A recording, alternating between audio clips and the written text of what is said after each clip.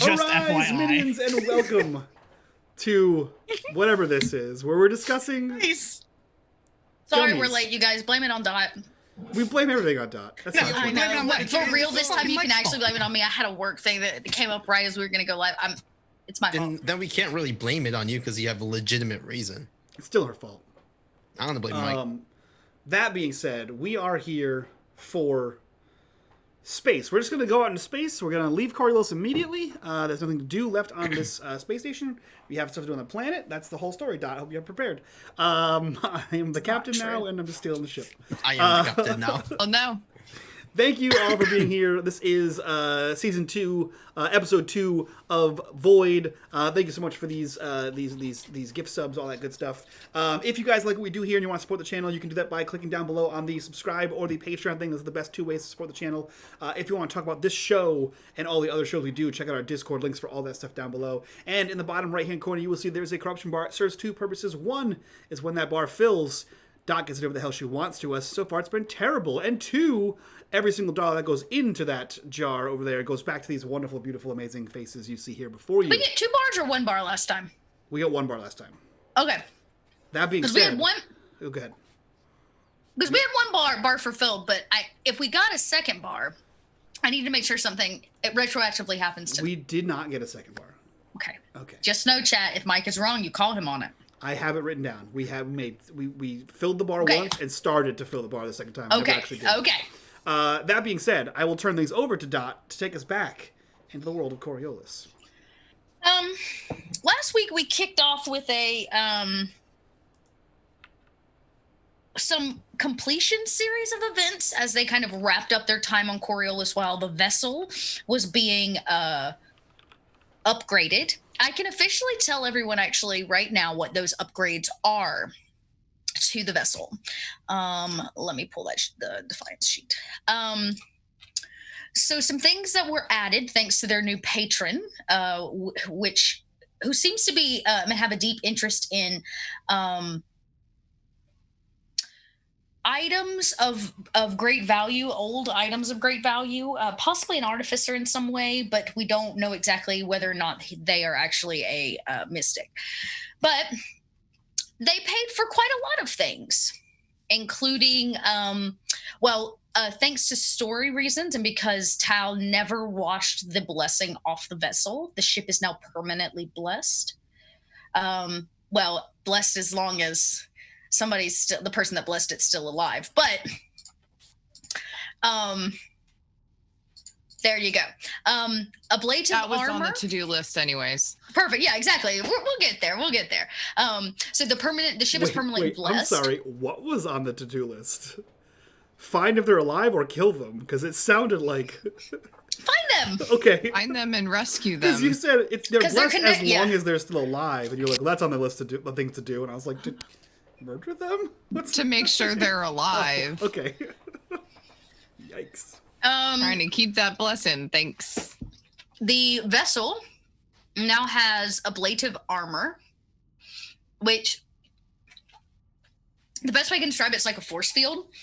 The first round of damage on the ship is absorbed. And then it goes away. There's a new ship technology that allows them to reduce their signature in terms of stealth travel and falling off radar. The ship has also gained antimatter robots to increase maneuverability to help Tal, because this is not necessarily a stealth vessel. It's a chunky monkey in terms of its backside, and maneuverability possibly on a planet side is going to be more difficult. What can I say? Tal's got a lot of junk in her trunk. I got a lot of junk in the trunk.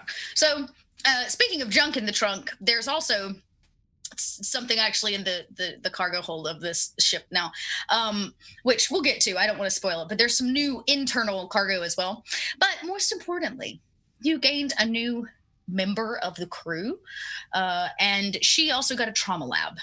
Her center has been upgraded, I guess you could say. But we actually watched the ship at the top of last episode leave Coriolis. The Defiant headed for Kua. But we got a series of flashbacks over the 2 weeks.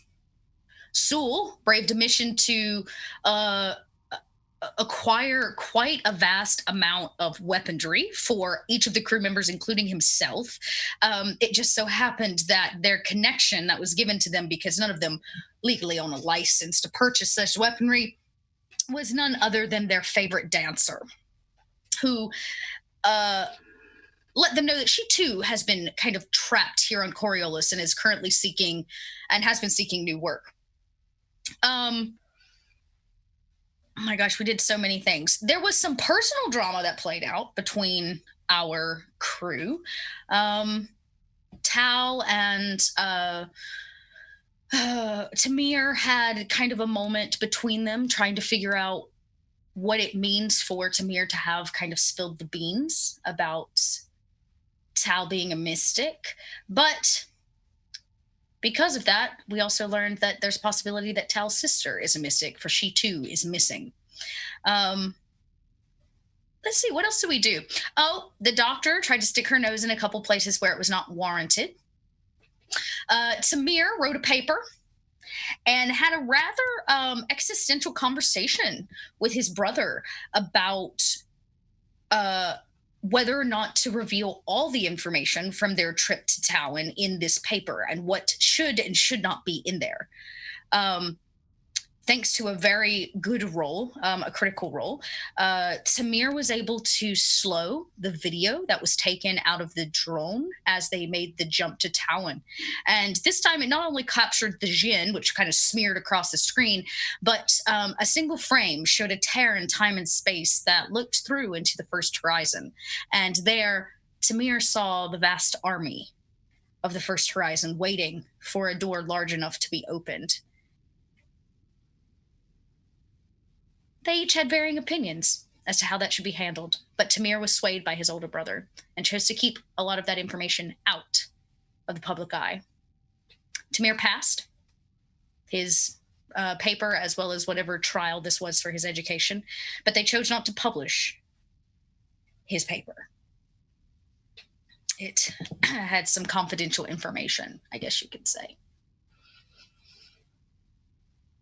And when all was said and done, they returned to the ship to find a doctor waiting for something to be fulfilled, something she believes, promised.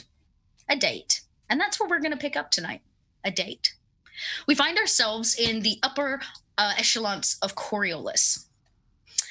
Here is where the wining and the dining happens, where fashion and the non-necessities of survival in space flourish.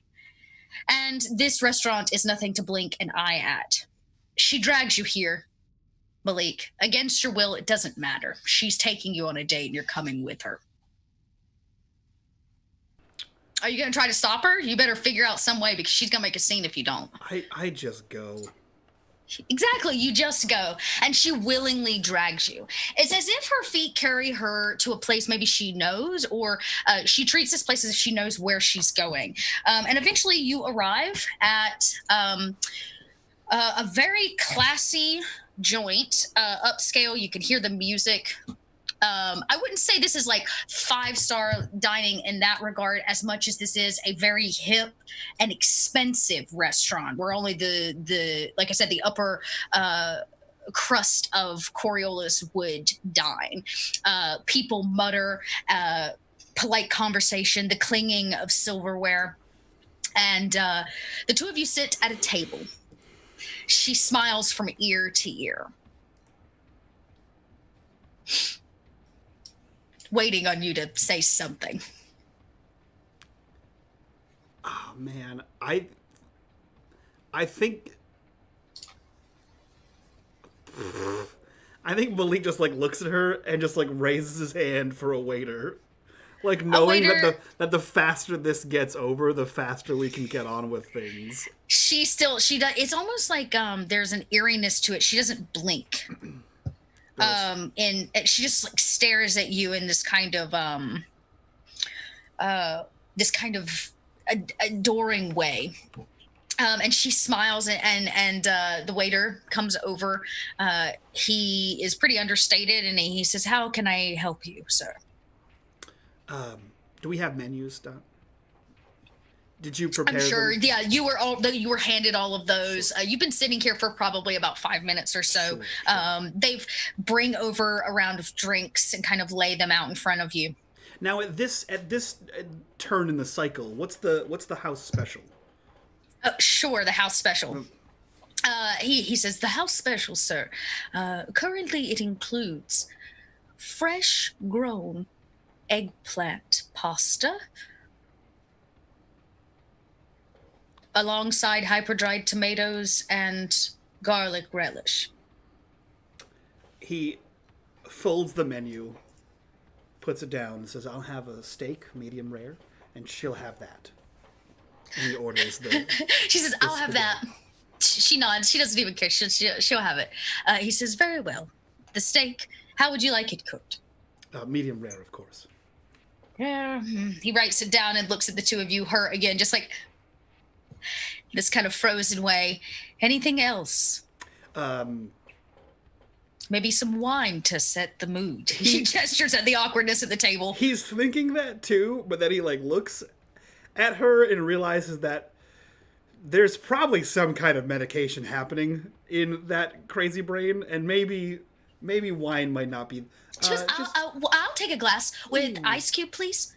Okay, that's not how you drink it. Which is like the not classiest thing ever. He goes, "Of course, ma'am." Just the bottle is fine. She reaches over when she sees you by the full bottle and kind of touches your hand. She says, "That's very sweet. Thank you." I'll need it.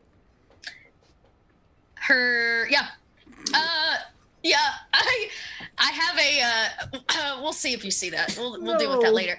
She kind of sits there awkward. She goes, "So, what now?" I have no idea. You literally dragged me here. But you said you wanted to go on a date. I assumed it was because, you wanted to talk to me about something. I didn't say that. Okay. Well, have you ever been to Kua? I have not. I lived on It's Algo. horrible. Oh. Oh, Algol is supposed to be horrible too. Kua has a place called Little Algol. I'm It's aware. nothing like the real Algol.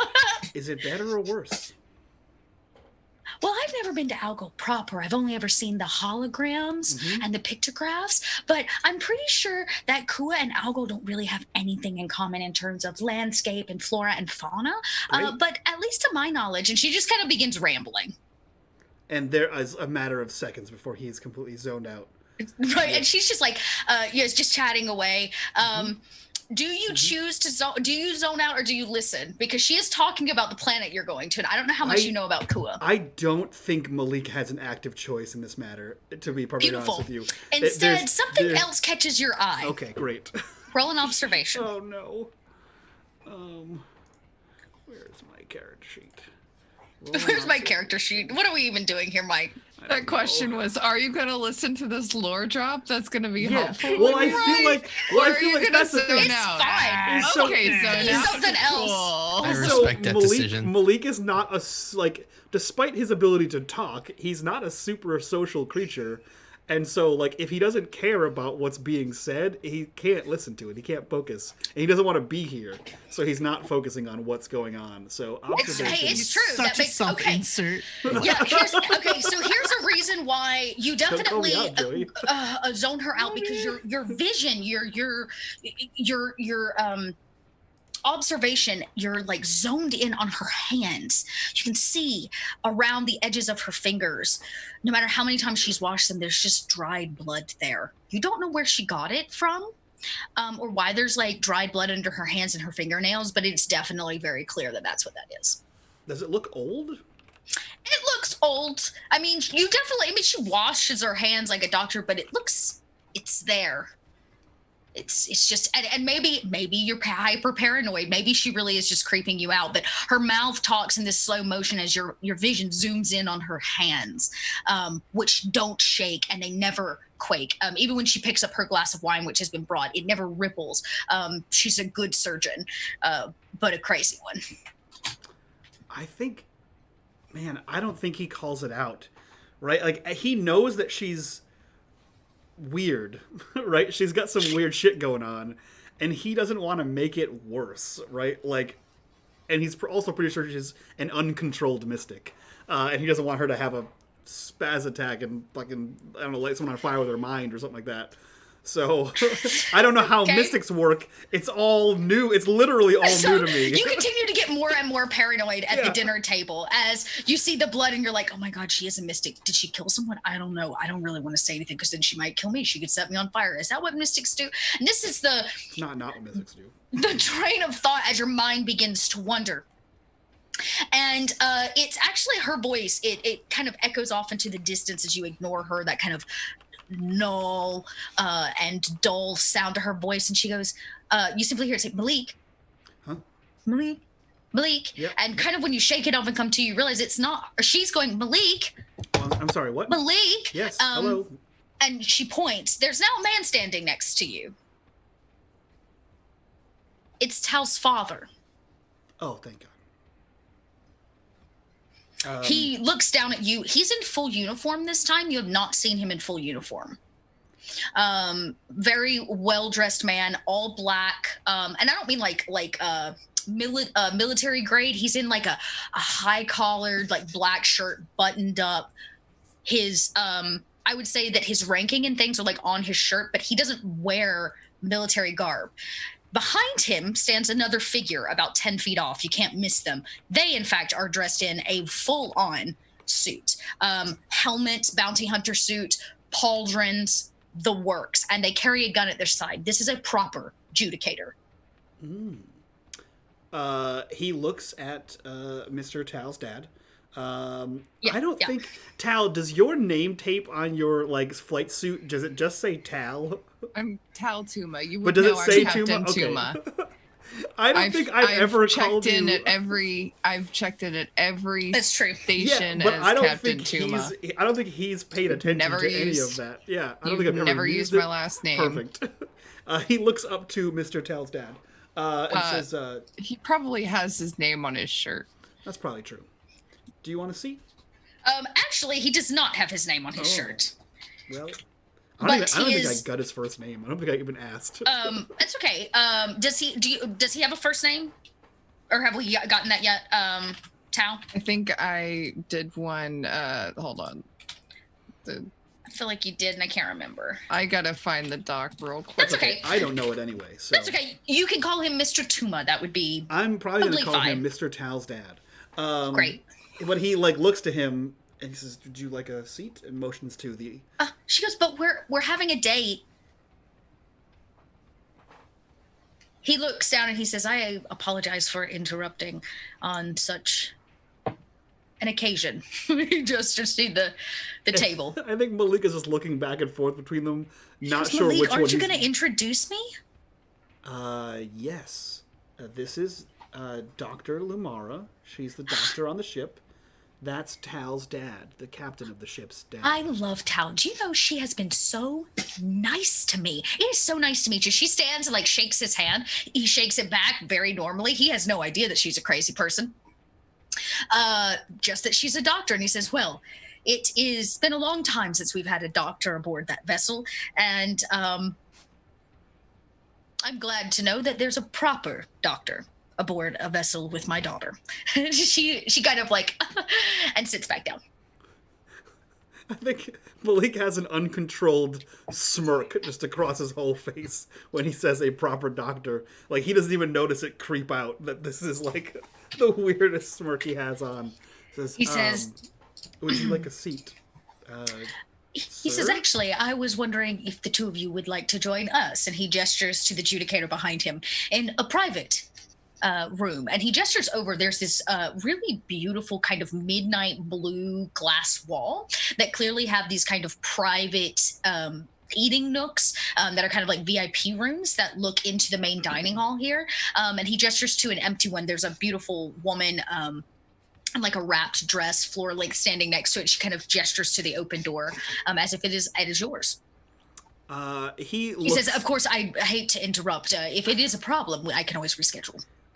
He looks to Lumara and then back to Captain Tuma and says, we had a previous engagement from the last time we talked, so it's not an interruption at all. I think would you like to go join them at the larger table with the fancy The private room? And he's like, he starts to stand up. And you can Are hear you planning something? You're planning something, aren't you? She kind of begins to get excited about this. And like, she gets up and she goes, do I leave the water? Should I take the water, Malik? Do I leave it? Are they going to bring us new ones? You take your water. It's fine.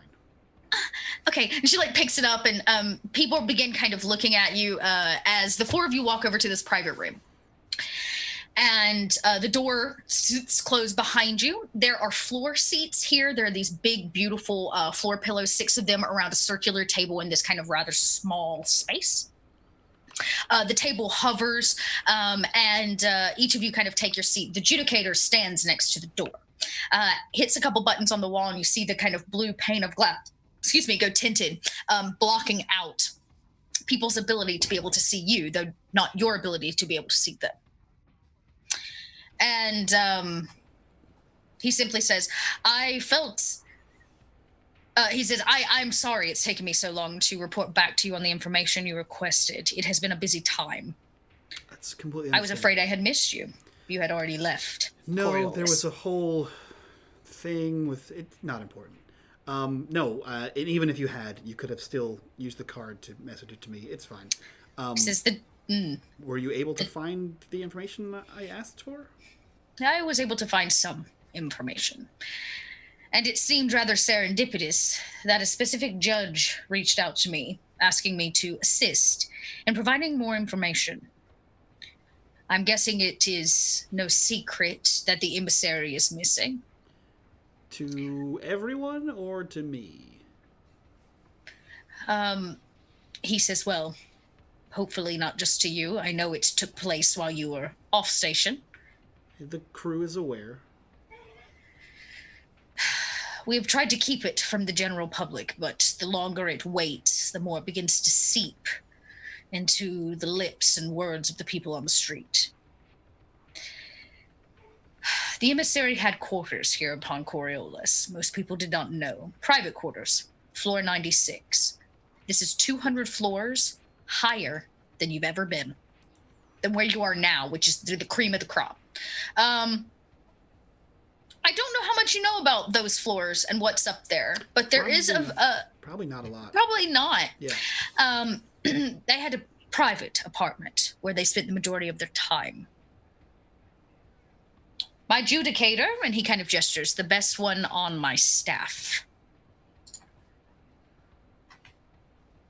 This is Adjudicator Kasha. Were they assigned there? No.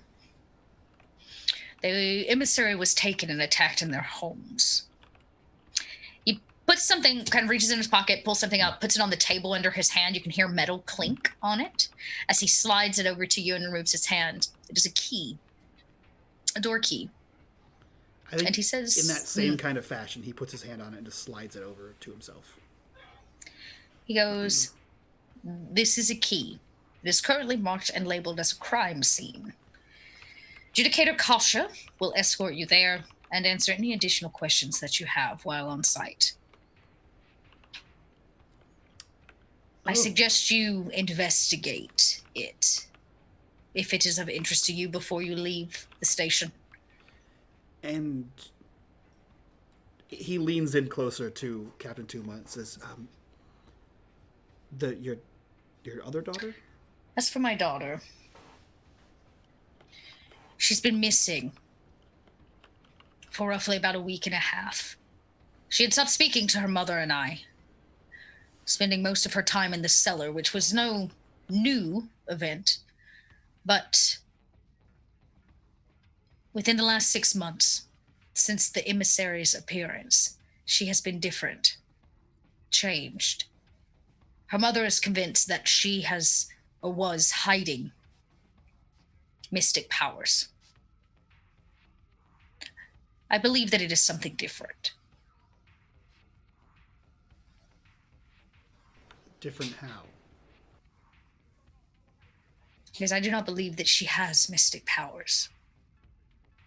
I believe that she is part of the team that is moving and killing the mystics. Oh. I am not sure on this. There is much currently happening on Coriolis that seems to be beyond my security measures. Even some of my own staff are compromised. So you want to know where she is? She is probably on Kua. Great. Is she there as a prisoner? I do not know.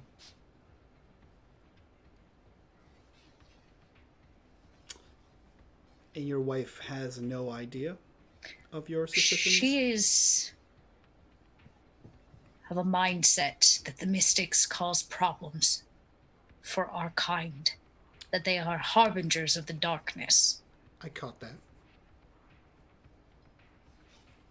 I don't know that it would do my wife any good to confirm that not one, but both of her daughters may be mystics. Or worse, one of them is a mass murderer. Understood. I leave her grieving to simply be a missing child. Understood. This is when Lumara steps up. She goes, I feel like I'm missing some information. Who's missing? He looks over and goes, you are. And the doctor goes, Tao is definitely a mystic. So is Tamir. What? He kind of looks over and he goes, and how do you know such information? She goes, I can feel it. I'm sorry, what? I'm an empath. I always have been, feeling things. And she kind of runs her hand down your leg, Malik. No. What about Tamir? She goes, oh, I'm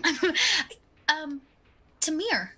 Yep. He gives off that same aura, as an empath, you just kind of feel it. I don't know. Oh, I'll tell you. About how Tamir long have you been feeling that? Let's see. Well, I've always kind of been an empath, a little, just connected about to Tamir people. is the one that I'm curious about.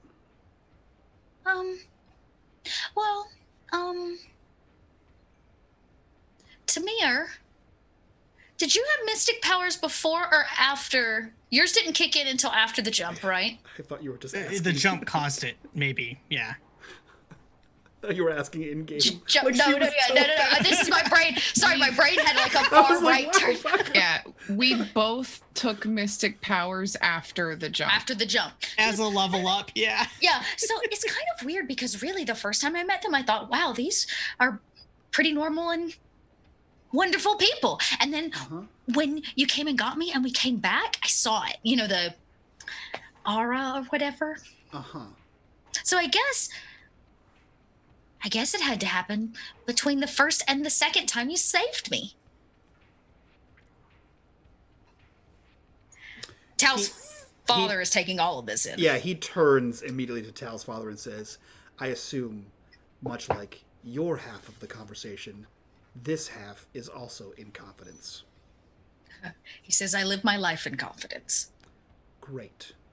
And I have no interest in putting my own daughter at risk.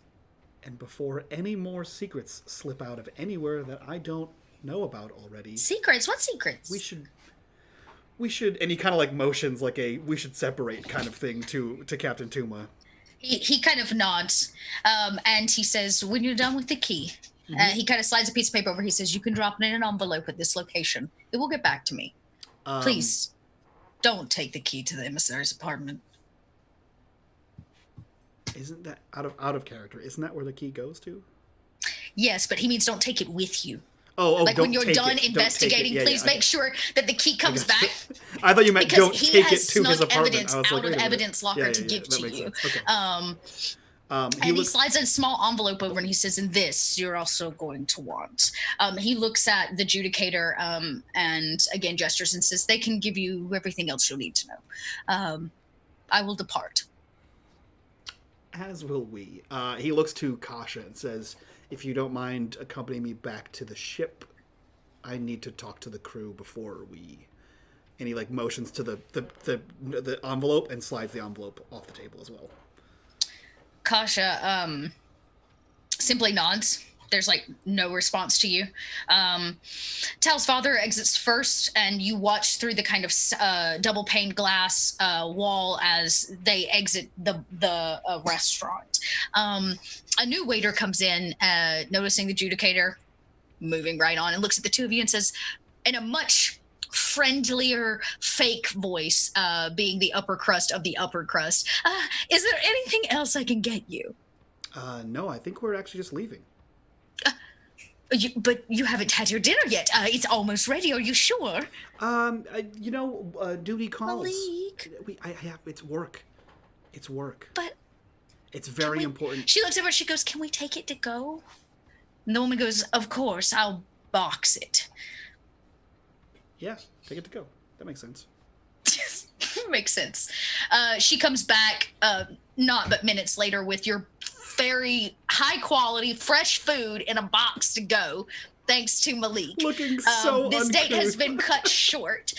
She takes it and she says, and your bill has been paid in total. Oh, day keeps getting better and better. Thank you so much. It's been a wonderful environment here. The ambiance is amazing. The wine was outstanding. I'm sure the food will be great. It's wonderful. I'll pass your review along. Thank you so much. I have to go. And he makes sure to grab Lumara by the wrist and not by the hand, and starts to lead her out of the restaurant. And Lumara's like, wait, stop pulling. And she kind of like follows more like a child than anything behind you as you head back to the ship. Yeah, it's now much the reverse of the scene coming in where she's dragging Malik and now he's dragging her out. And he's very much headed right back to the ship. I assume Kasha is, the adjudicator keeps a distance from you. They don't want to be seen walking with you, but you're aware that they are following you back. Not that they couldn't find you if they wanted to, but Malik is going to, before we get to the actual ship proper, I kind of want to find not like a secluded place, but like a place that's like not many people are walking by, so he can have a private word with Lumara before we get to the ship. Sure, there's a small alleyway. Sure, and I would assume Kasha stands in the entryway. Yeah, or something like they are basically trailing you the whole way there. So if you stop, they stop. Yeah, he looks to Lumara and says, "Listen, I understand." You push her down this alleyway. She puckers for a kiss. He immediately leans back and says, "No, it's not. This is work related." Oh. I understand that you're an empath and you can feel mystics. Mm-hmm. I don't know if you have seen the news in the past several months. Oh, they didn't like the news in the hospital. They said it upset me. It will upset you, and what I'm going to tell you probably will too, so I need you to listen very closely. Okay, she leans in closer. People are killing mystics.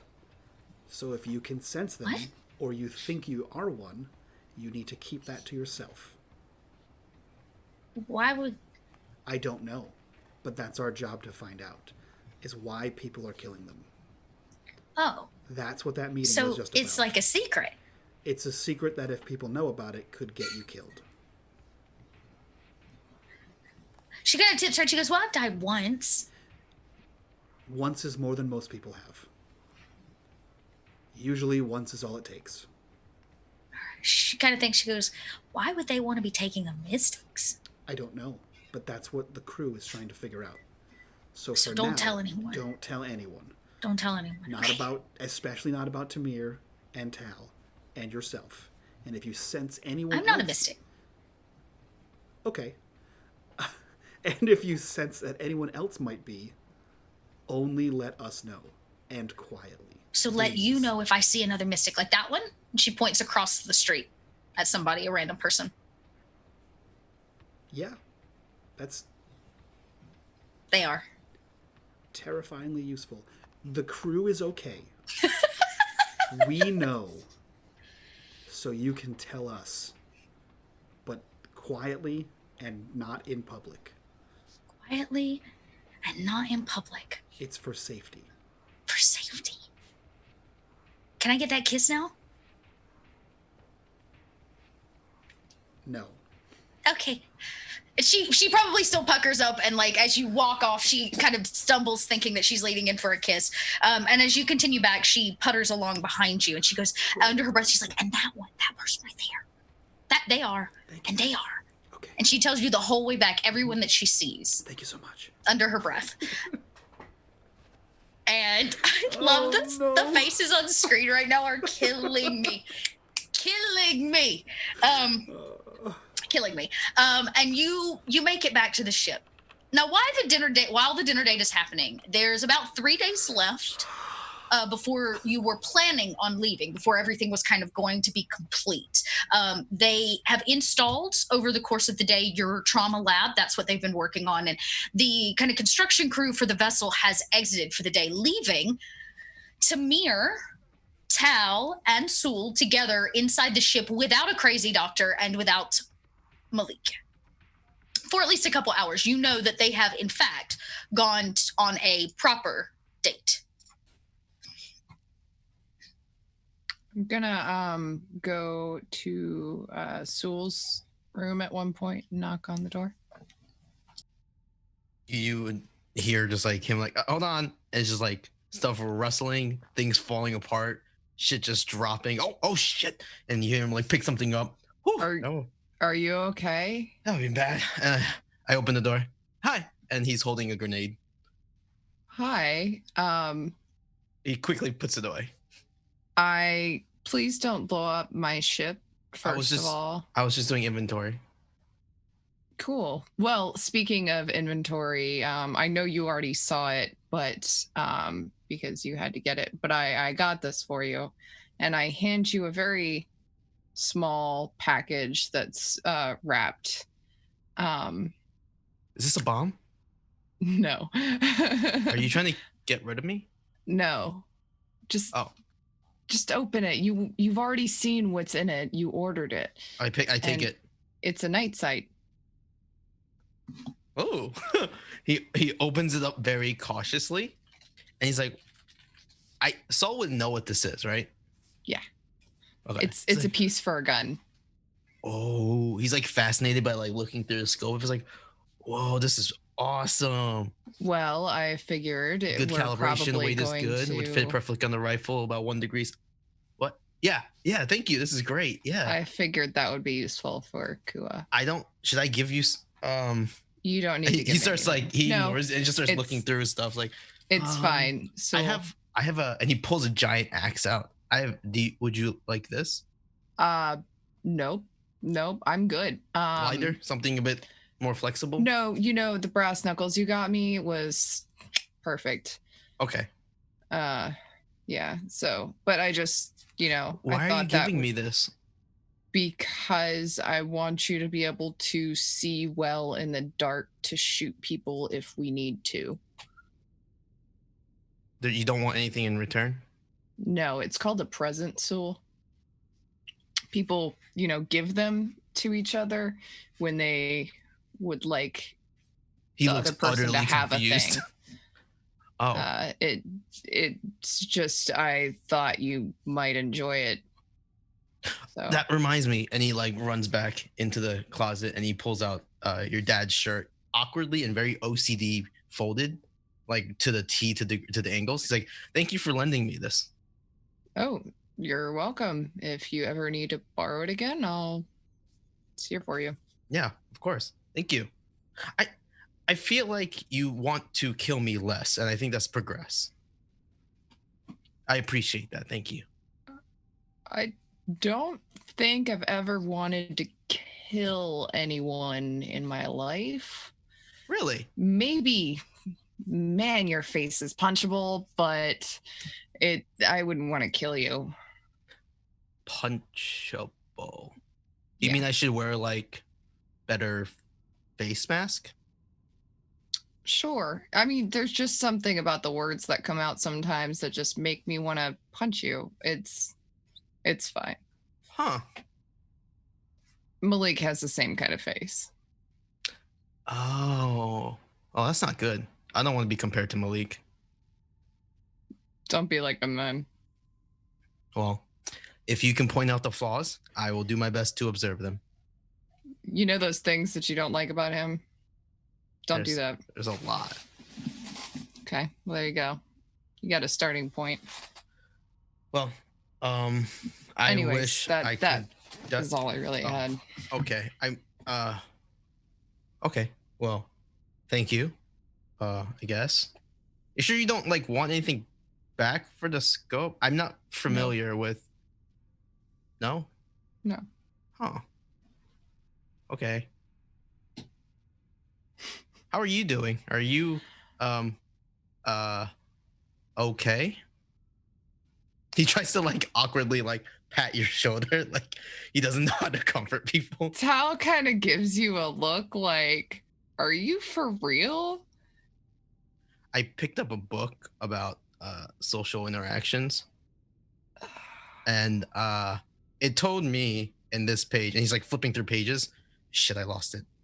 Well, in this book, it said physical contact could sometimes provide comfort for those in distress, and I understand the news that you were given with your family may put anyone in a form of distress. So if you ever need physical contact comfort, I'm sure I can get Tamir. That one actually gets a laugh out of Tao. Well, because I'm sure you don't want it from Malik. I don't think anybody wants anything from Malik. So, Sewell, I think this really helped. This helped. Thanks. All right, I'm glad. And he pulls out a small piece of paper, and he writes down a little check mark, and he puts it away. Wait, what is he check marking next to? He kind of tries to hide it. That's like if you want to see it, you can try to. You can roll an observation. You would. I really want to see it. What do I want to? If you want to try to hide it, that's almost like an infiltration. Because it's an agility based, like hiding it, like folding it in a way. I would take infiltration, or you could just do a straight agility to try to hide it from her. But if you want to see it, it's observation. I'll just do a regular agility. What's on it? Okay. Oh no. Yeah, you try. You think you almost get it, and you're like, "What's on that?" And it folds almost lickety split, a fold in one hand as it's gone before you know it. Oh, just. It's a self-reflecting note. Well, good on you. Self-reflection is always a good thing. He's just quietly there, just staring at you. I will start walking away because this is just too awkward and Tal can't handle it anymore. Too awkward. Sol just waits until you're like out of sight, and you just hear. Door closes shut, and so you're left standing there with this gift. A gift that is given to you out of complete charity. Yeah. There is no expectation of anything in return for this. He kind of stares at it, like he knows what the hardware is. However, he carries it like a child, because he's just like, I feel like this is going to blow up. Right. Is it a trick? Who's trying to trick me? And these things kind of run through your head. I need you to roll if I drop it? No, not to drop it. I'm actually going to have you how do I want to have you do this? This is a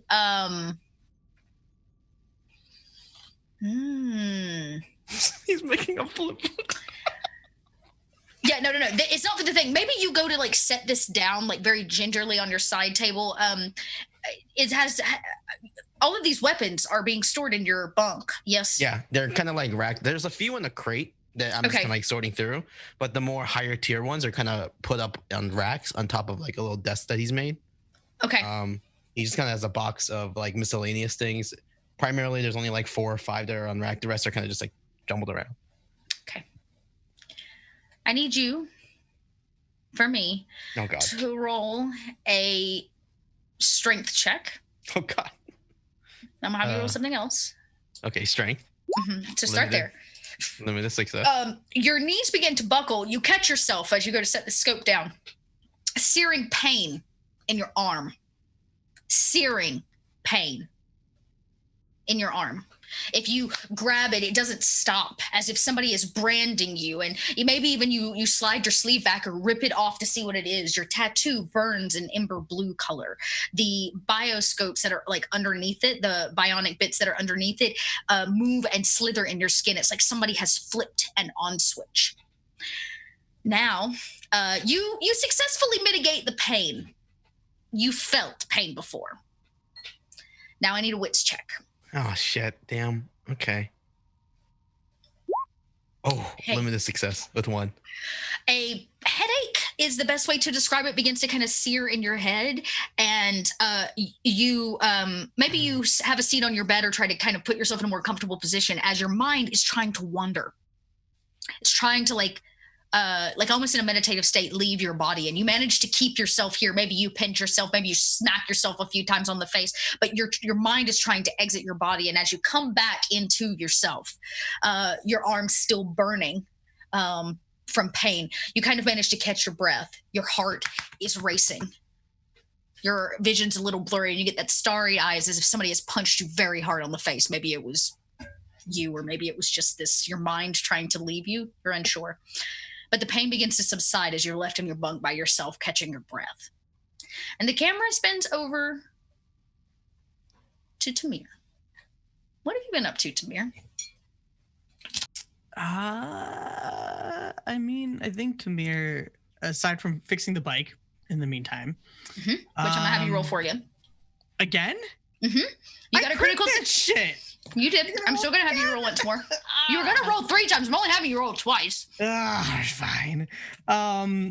He I have to is do my job. very much obsessing over that freeze frame. It's bugging him. Are you just laying there looking at it? No. That's Like that ineffective. obsessive? No, obsessive to the point where he's going over all of the data again and Okay. trying to see if he can figure out how to open that gate before they do, to possibly stop it or reverse it or some sort of thing like that. He's obsessively looking at the numbers. Okay. I would say you have time to obsessively look over the numbers, but probably in this amount of time, but not necessarily fix the bike. The bike may just have to come at a different time. But as you obsessively look over these numbers, I'm going to take another technology roll from you. Okay. Because it's better than data gen, isn't it, for you? I don't Yeah, that's what I thought. Data gen. I have science or tech. Okay. The same, Yeah, let's do either way. technology then. All right. Okay. You scour and you run the numbers and you run the numbers and you're just trying to figure out what's going on here.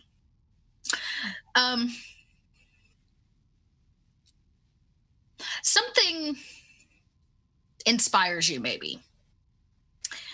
If this is the first time that this has happened, a new vessel has come through, was it success on the first try? Why are the rest of the ships waiting? So as your mind begins to wonder, you realize that they've not been as successful, which means that they have probably sent vessel after vessel banging on the door, literally, which means you're going to need to go to files before the event in Hemira. If you want more information on like them trying to break through the other side, you're going to need to go back and look for things that like your average data person, which is like, oh yeah, the portals are up and running, day-to-day activity, but there might be something else there. You would need to get you would know that you need to get special permissions and get that data transferred from Hemira, that's the Hammurabi station in Hemira, to Coriolis or to your vessel proper. But it's literally like a light bulb goes off and it's like, well, if this was literally in terms of the timeline, if this is their first success getting something through, it means they could have like every scientific process tried 1,000 times before it happened. Can you read the 1,000 fails as more information, but you're going to need to go back in data. Okay. Let's see. Good what thing else? didn't Malik download all of the data? Yeah, buddy. Love you, brother. Yep. Yeah. Yep. Who has the stone? The one that was given to you by Priestess Sholi. Tal. Tal now has that stone. Okay. Tamir gave it back. It's hers. Cool. Never know what it does. Never know what it I actually does. have a few things that I was going to work on. Great. Then that's probably where the camera cuts. As we see Tamir. Actually, the camera relentlessly does pulling not up. cut yet. Oh. You hear a knock on your door as well. Probably interrupting your concentration. Oh, Just taking Soul's advice. he'll hit the door button and it just opens. Hey, got a minute? Yeah, and he just kind of like wipes his eyes because he's been staring at screens for way too long. As you do that, you hear a thump on your bed, and as you turn, you see a large rectangular metal box. This is for you. What is it? You gotta open it to find out. Okay, and he'll go ahead and stand up and open the box. You have a chameleon suit. Oh, what? As you open the box, let's see if you know what that is. You can try to identify it. That's probably going to be that is a science roll to know probably what that is. Beep, boop. Okay. You've probably only ever heard of them. You've never seen them. This is very high military attire. If Sewell was here, he could definitely point it out. It's a fancy suit, tight fitting. Kind of reminds you of Sewell's dad's suit, except the material that it is woven from is very different. And it's less sticky. It's brand new. I was going to say it Brand has new. less history, but sticky.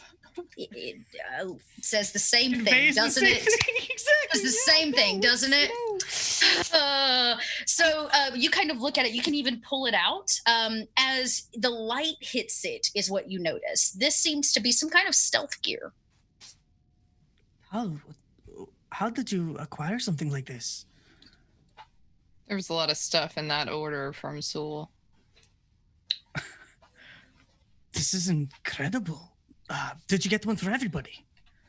No, just one for you. I couldn't really afford one for everybody, but I figured you are the least likely to be able to fight out of all of us, or want to fight. So hiding is your best bet.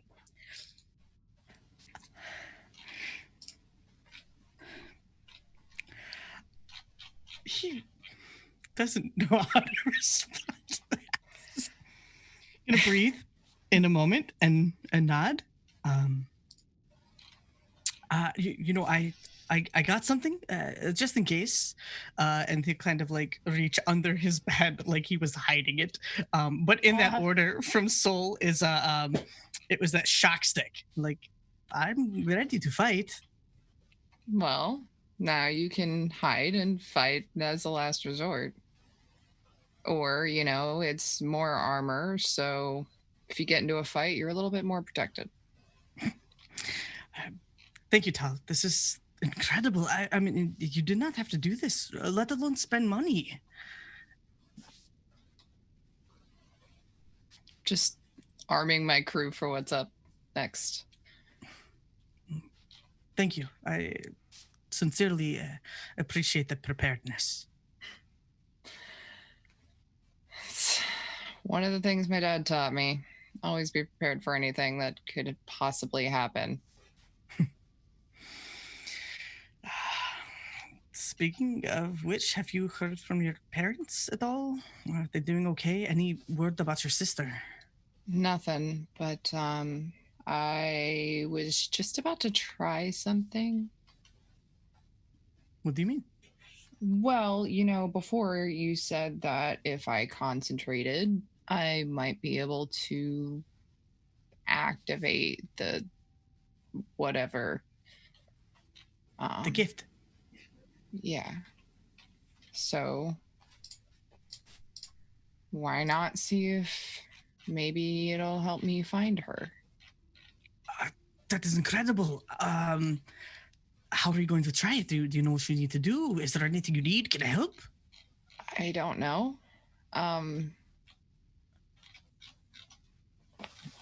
I don't know how any of this works, if it does work. So, you know, I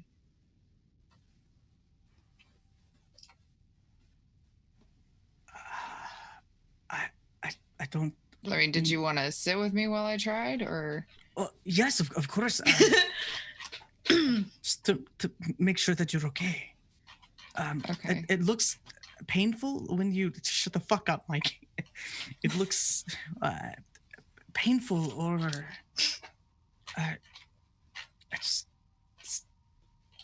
I mean, it's kind of like blinking, and when you open your eyes, in someone else's vision.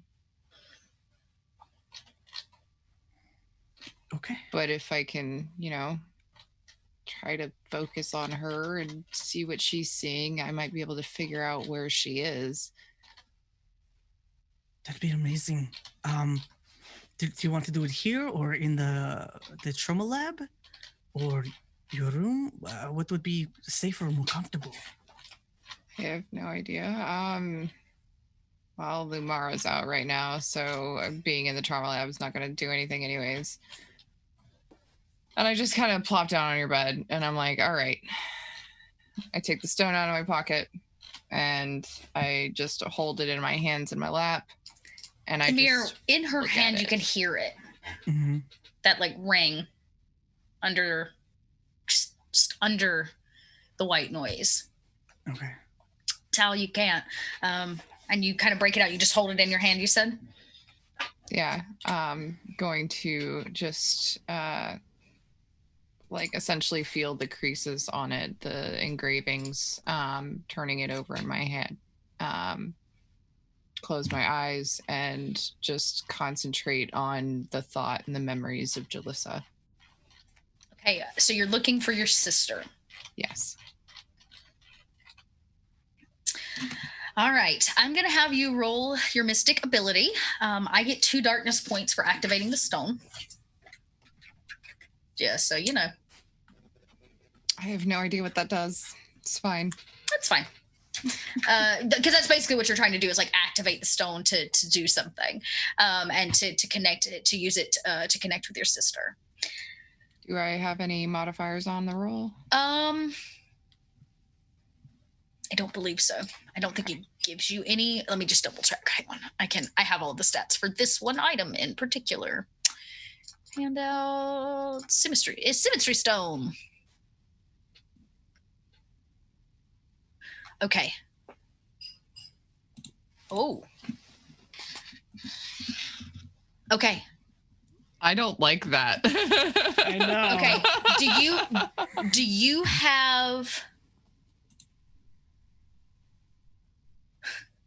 you have culture?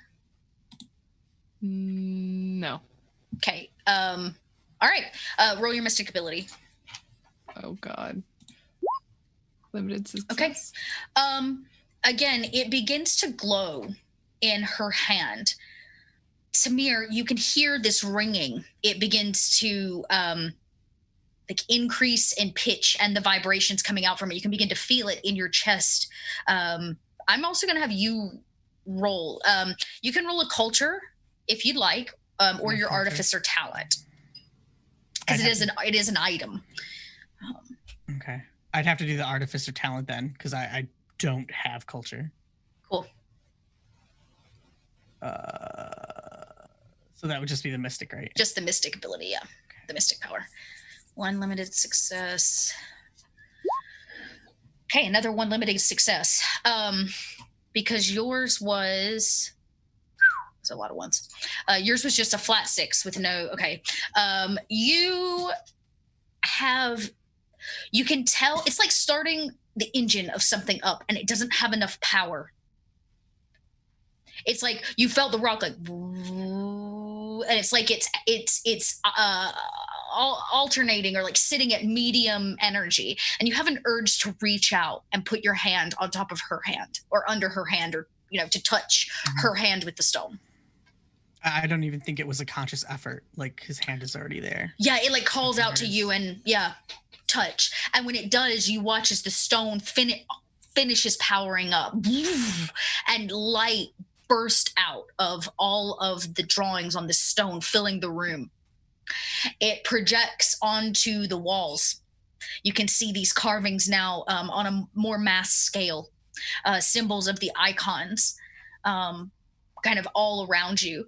And the ringing in your ear now pings in Tal's ear. You can hear it the moment he touches it. And both of you, the light becomes like a lot and it whites out your vision. And the both of you see through a single set of eyes.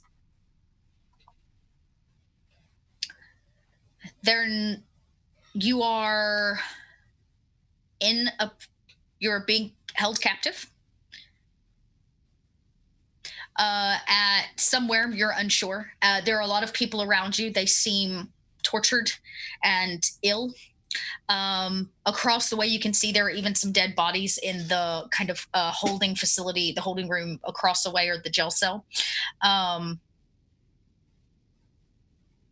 And the body you're inhibiting gets up and walks over to what is like a very cracked mirror or window. And as they look out, you can see the jungles of Kua. They are planet-side. They are vast and mass, and the trees are bigger than your ship. One of them. They're huge. And the reflection on the mirror, you can see it now through these eyes. It is that of Priestess Sholi. She sees you, and in her voice and in both of your minds, you hear her say, "I see you, Taltuma." I try to think at her. We're coming. I know, but you should hurry. Your sister.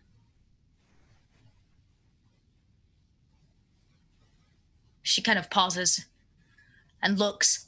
Guards in Judicator attire that should not be on Kua walk down the hallway.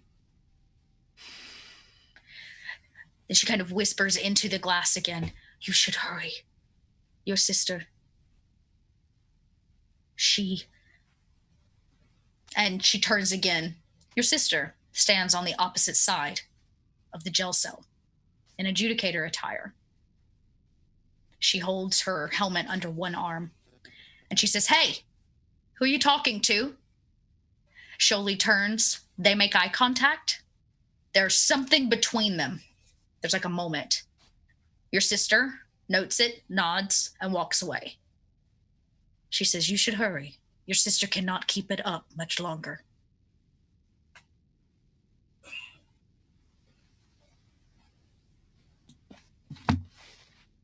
Do you say anything? Is it an act for self-preservation, like always? She says, "Your sister has never been one for self-preservation. And your sister, she is always acting." We'll be there soon. I know, Taltuma. I know. And the vision kind of begins to fade. A smile crosses the face of the woman in the reflection on this window that overlooks the jungles of Kua. And as the light fades, the both of you are blasted backwards. One onto the bed, one onto the floor of Tamir's room. Your hand, Tao, is now the rock. You grip it very hard, and it is steaming. Kind of this blue essence of energy and light.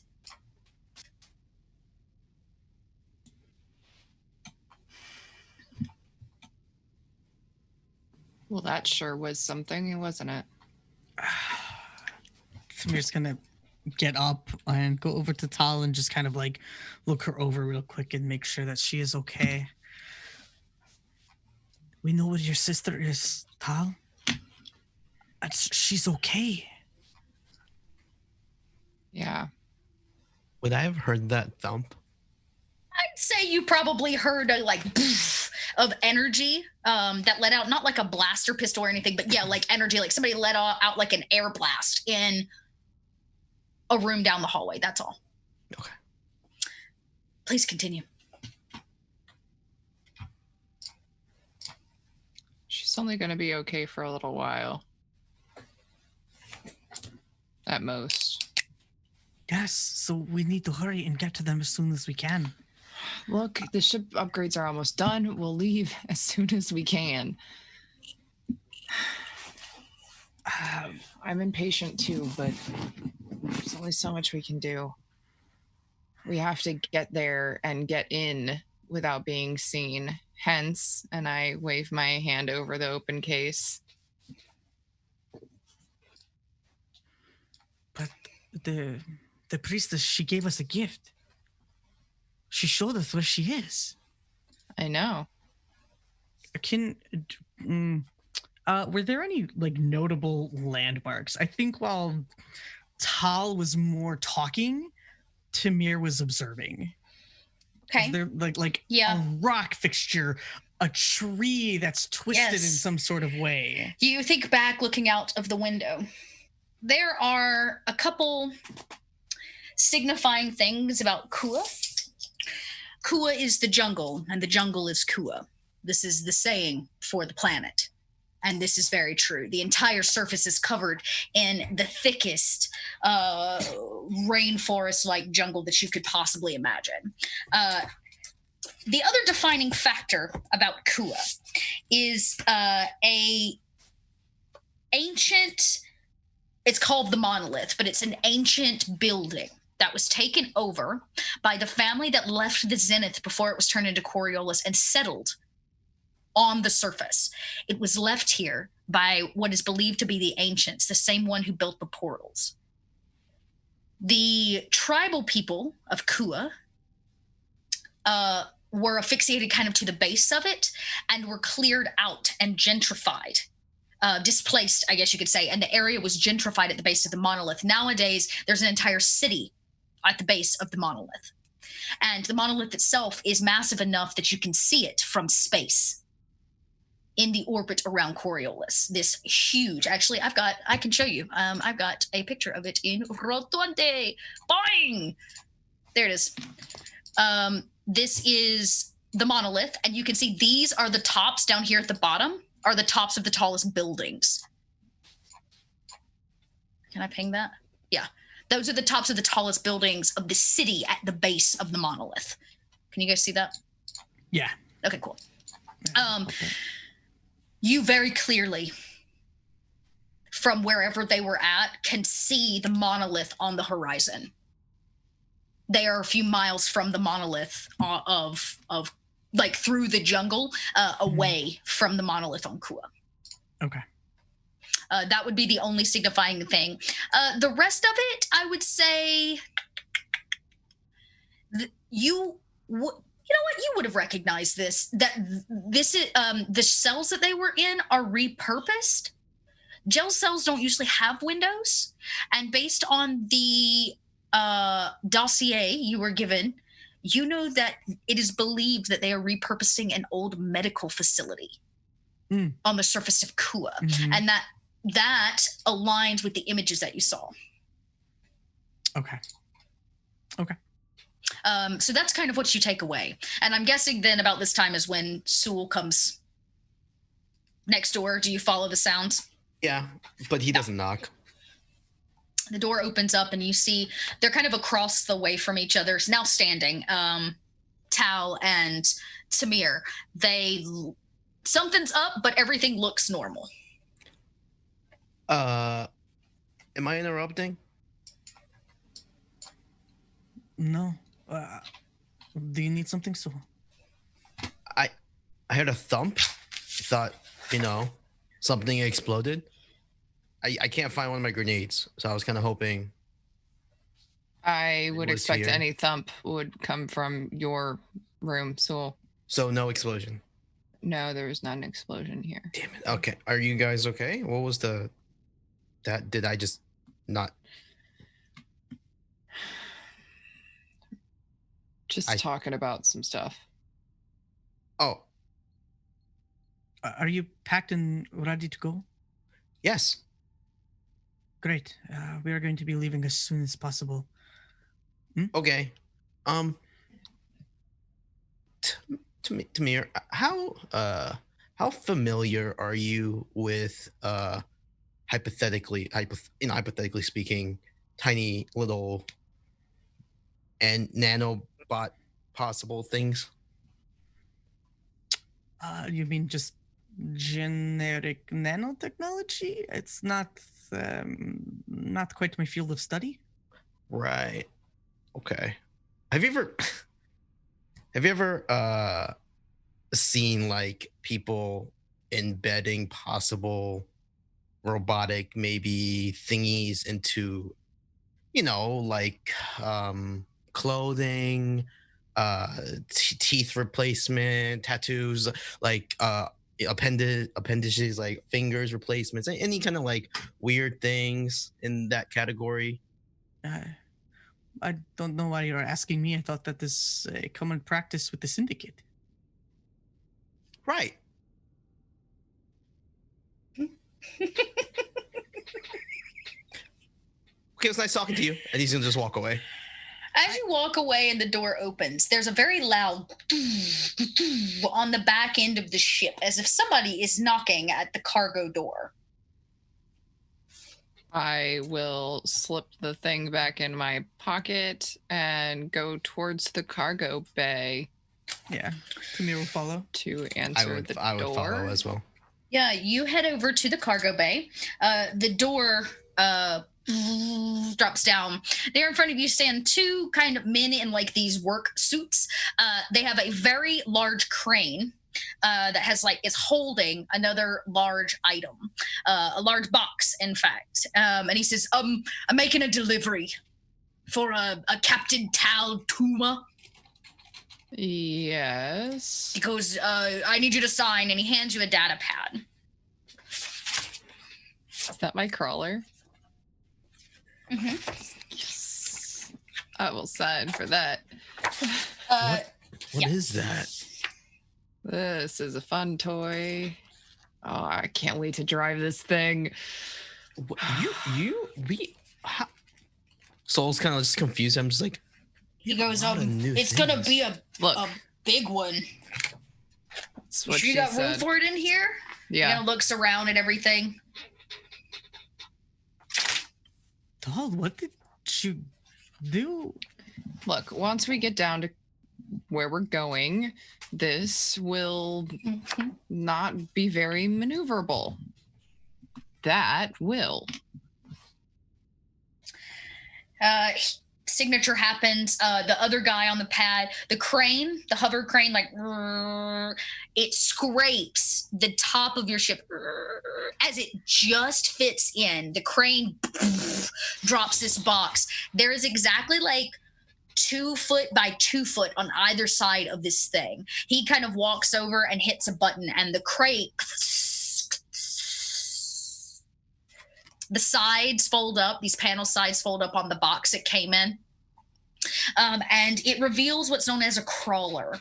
A crawler is in this case, it's a track-based vehicle.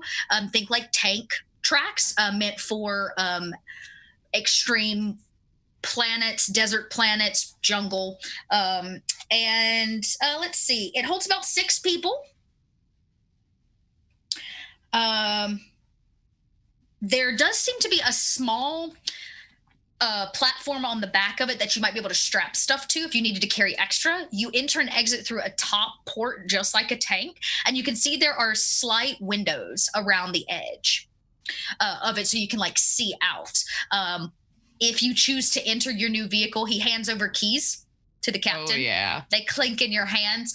And he goes, I'm glad I'm not going where you're going, because he knows if you deliver a crawler, you're headed to hostile environments, whether war or a hostile planet. They exit, and he hits the button on the way so that the bay comes up. When you go in to take a look, it's got a couple things. Basically, there's a driver's seat and 5 additional seats. They line the edges of it, if that makes sense.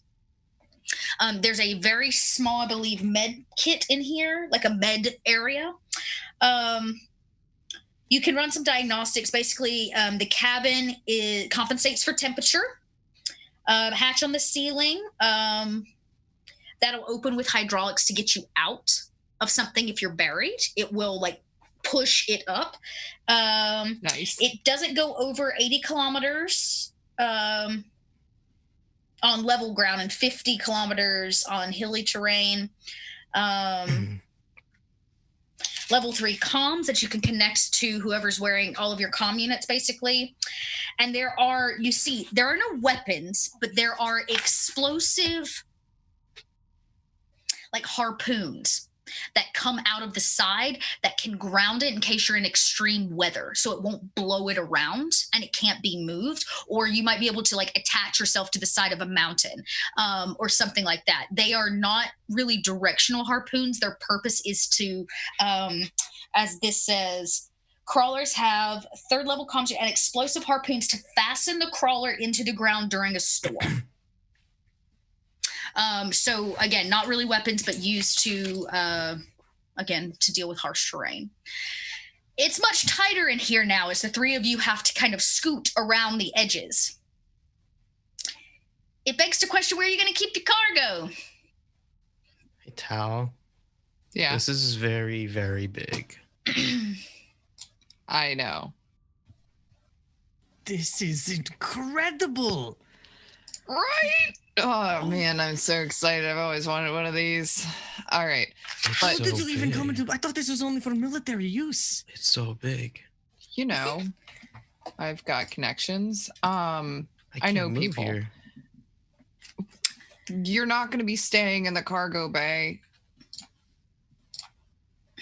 So I was just like back and forth, just like. Besides, it's not like we have that much stuff, so there's going to be some boxes in the dining hall for a little while, but everyone will be happy when we don't have to walk on Kua. I'm kind of with Team Tala on this one. Are you going to walk and carry all of your gear for several miles? Or Rough if not, terrain, there's more. God knows, Icons knows what out there. It's I mean, it felt like the best option. Yeah, no, you're absolutely right. This is definitely necessary. I feel like that. Like back for like, fuck. I don't feel like you really meant that, Soul. But it's okay. I'm doing the best I can for everyone here. It's true.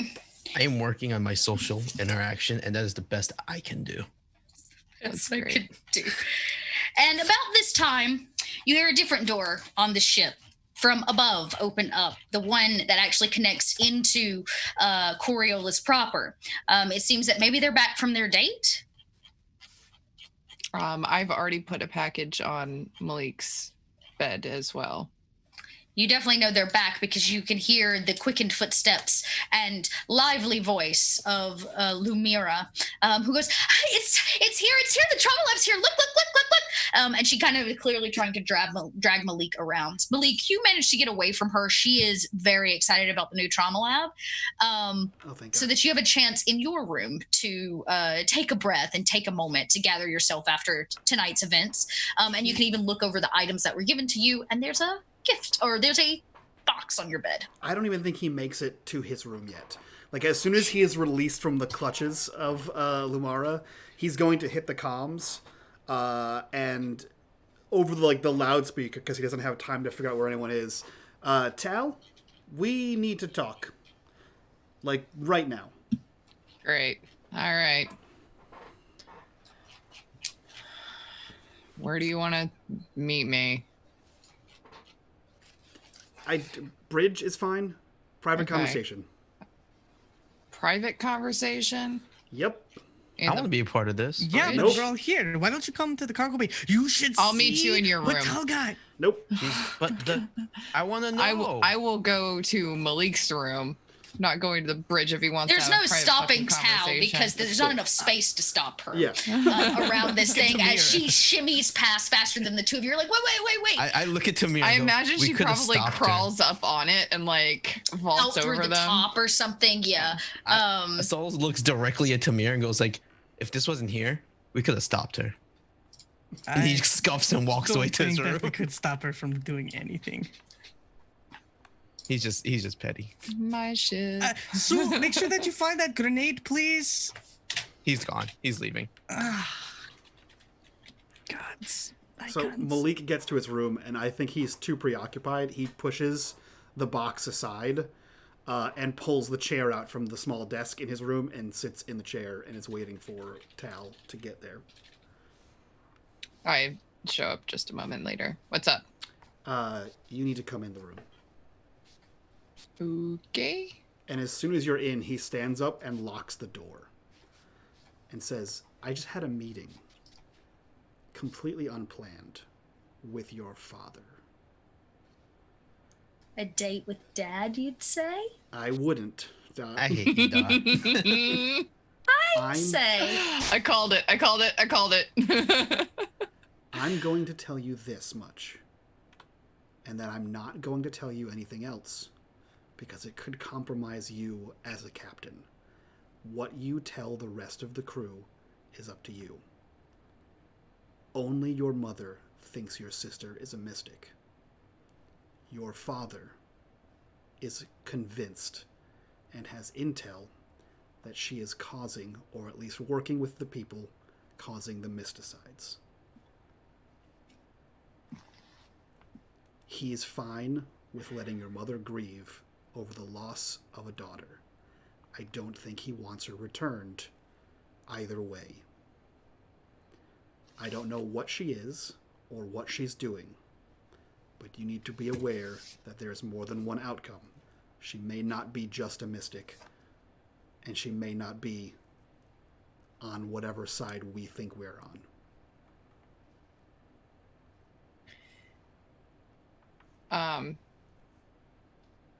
I sit in the open chair and I say, Malik, I just had a very interesting experience, I suppose. Just had a vision through the eyes of a mystic that I knew was being held. And I saw my sister. Okay. She is working with them, but I'm not entirely sure she's working with them. That's fine. And I don't care either way. I want you to not be surprised if she is. I understand appreciate how you telling siblings me. work. And I understand how difficult it would be if Malik were if Tamir were on the other side of that, to have to make that kind of choice. So I don't want it to come as a shock when you see her on Kua. I look you dead in your eyes and I say, what would you do if you were me and you were faced with that choice? Wow. Do what Saul does. Do what Saul does. He pauses for a second, and probably in the most truthful look you've ever seen on Malik, he looks at you and says, "The wrong thing."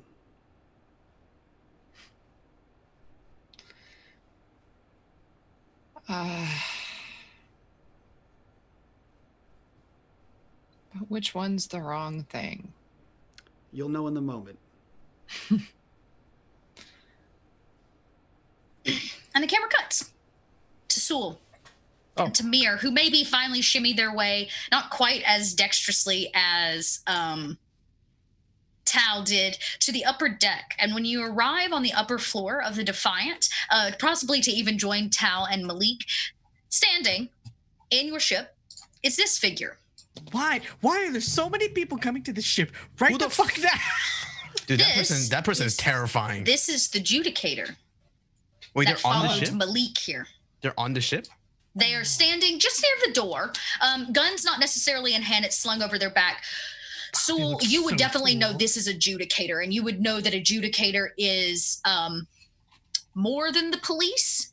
They're kind of like Consortium private SWAT, and they have a lot more ability to, say, deal judgment as a Judicator. This one is standing on your ship. I look at Tamir. Hello? Can we help you?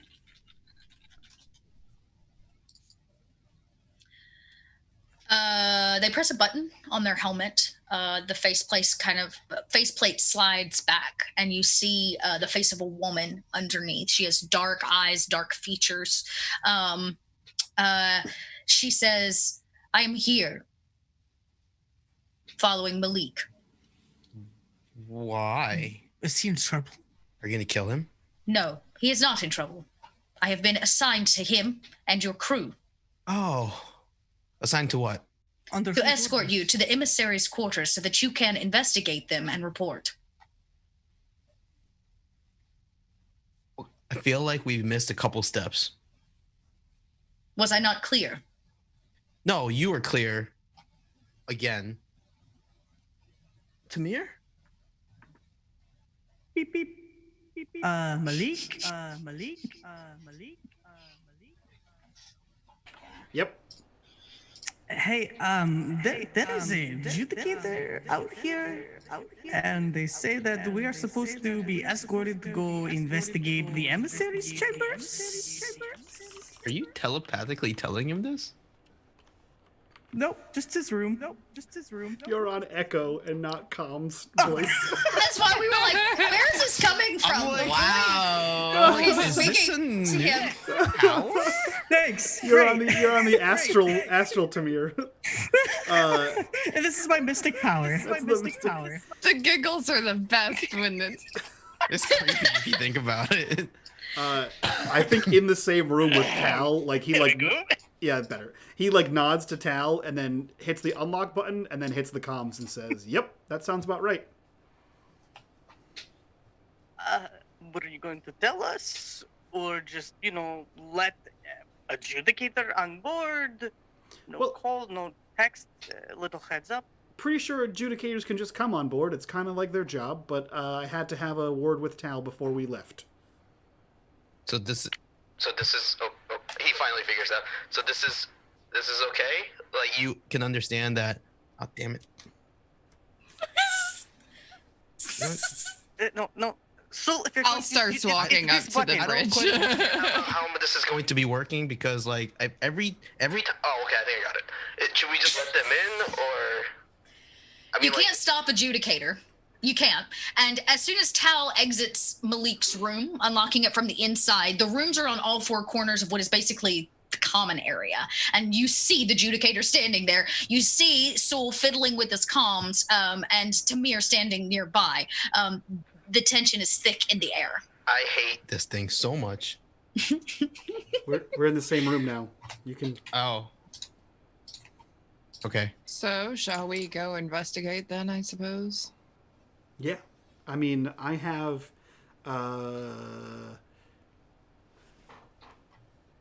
Lamara, we need a full inventory on the trauma lab. She comes over the comms. She goes, "I'm already working on it, Malik. Great minds think alike. I've already started taking note of how many blood packs hit we're the close actually going to button. need."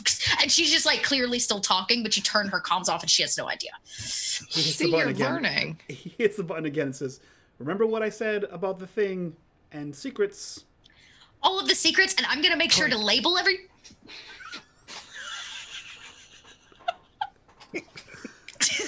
As I click the button, The adjudicator's head actually kind of like tips a I little. stare at Malik dead in the eye as I click the buttons. That's fine. He doesn't stop you at all. He just kind of nods and shrugs. All right, let's go. We should probably leave before she notices we're gone. Just so we're aware and we're all on the She'll same notice. page here. That would be nice. He like glances at Kasha and looks back and says, "I have intel that the emissary was attacked in their home. I have temporary access to the key card and an escort. Once we leave, the key card is gone. This is from where I think it is. It's best if you don't ask questions. I give you just a deadpan look. All kind of notices is like, what's going Is on? this related to what you just told me? It is. Okay, I know exactly where this came from. Next time you talk, say thank you. Plausible deniability. And he, like, pockets the key again. The adjudicator says, Are we ready? Yes.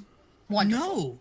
No. Hey, hang on. Hey, wait. Tamir's going to go run to his room, and he's going to slowly run back with a big fucking box, and he is bringing with him his portable lab.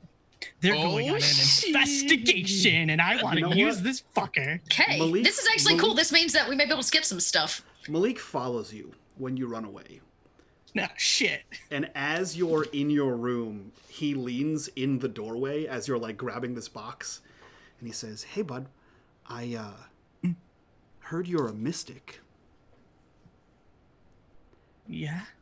This is the last conversation we have about keeping secrets." And he steps back and lets the door close. Wait, but I said that when we were in the... Not to me, you didn't. You never told Malik. You never told Malik. Not proper, I don't think. Yeah, You said might that be Tal right about was. Yeah, you made it clear Tal was, Yep. but you didn't tell. Yeah, There's so many You told betrayals everybody going on. Tal's a No, mystic. I thought it was... Nope. Someday this mentioned crew kind of is going to start in- telling each other everything. You never told One Malik. day. So he says it, To and be as soon fair as with you, you- as soon as you have that, like, that rabbit realization that, like, oops, he steps out of the door and lets it close as he walks back to the group. I gotta say, this adjudicator though looks badass. Right? Yeah, the Adjudicator's the jam. They're terrifying, That's but Soul's they are the goals. jam. Yeah, it is. It's his goal right now. You would have to be legitimized as Adjudicator, but yes. Todd's So- on for me. Damn it. Okay, and the Adjudicator leads you all out to the elevator.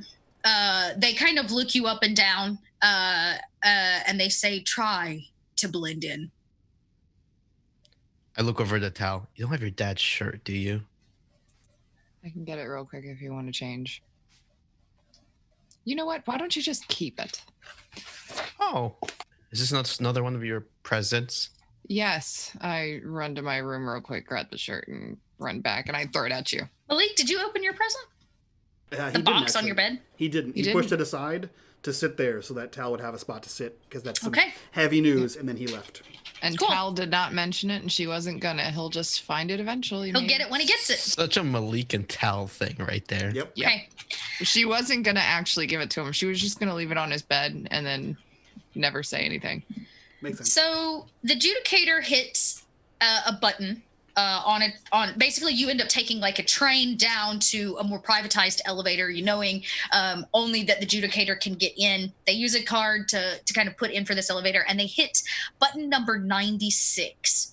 None of you have ever been this high up, I guess you could say, because it counts up to 1. This high up in the spire itself.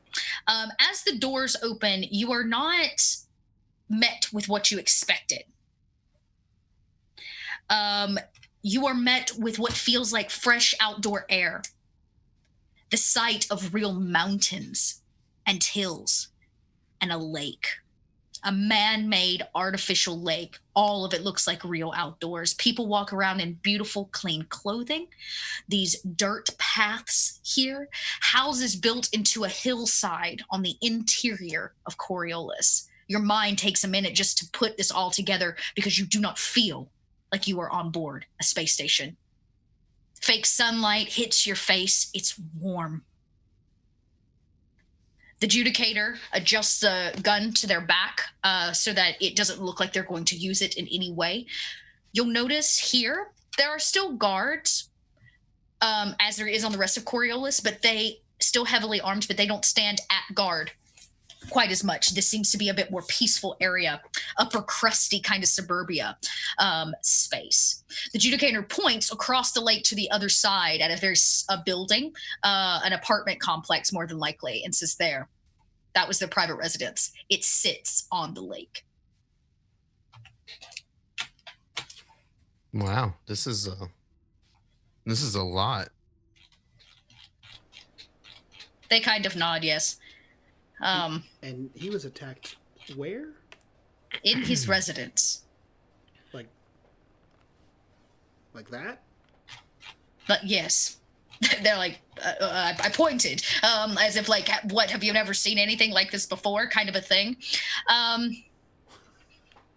No. Yes. You're like, well, I've been here before. So basically, you're, let's see, what is this place called? It has an actual name, and I was going to give it to you. Well, can I lean into Malik? Wait, what are we doing? What do you mean? I don't. We're supposed to investigate what? The emissary. Oh. Kind of like looks around.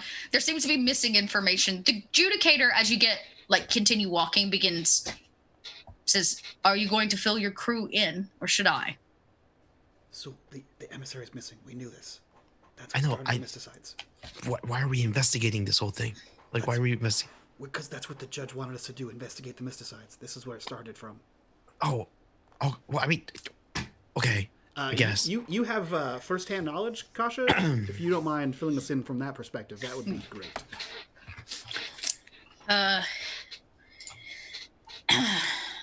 The adjudicator, as you walk, it becomes a little less populated. It's almost like you're walking through a park. It's unbelievable as your feet crunch under real dirt.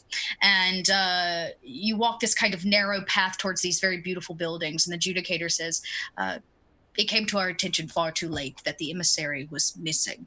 They kind of keep the hush tone as if to not let everybody know.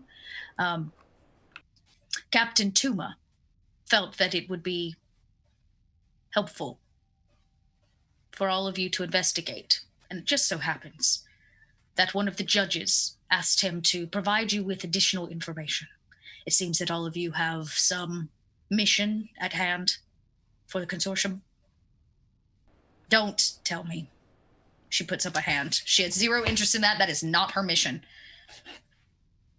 She says, regardless, after the emissary went missing, which we did not find out until much later, we investigated the site and scene of the crime. And we'll actually do kind of a hard cut to the apartment building. Whoosh, whoosh. As you enter this pretty beautiful place. Internal map. Yep, internal map. Finally an internal map, I know. I told you I'd get there.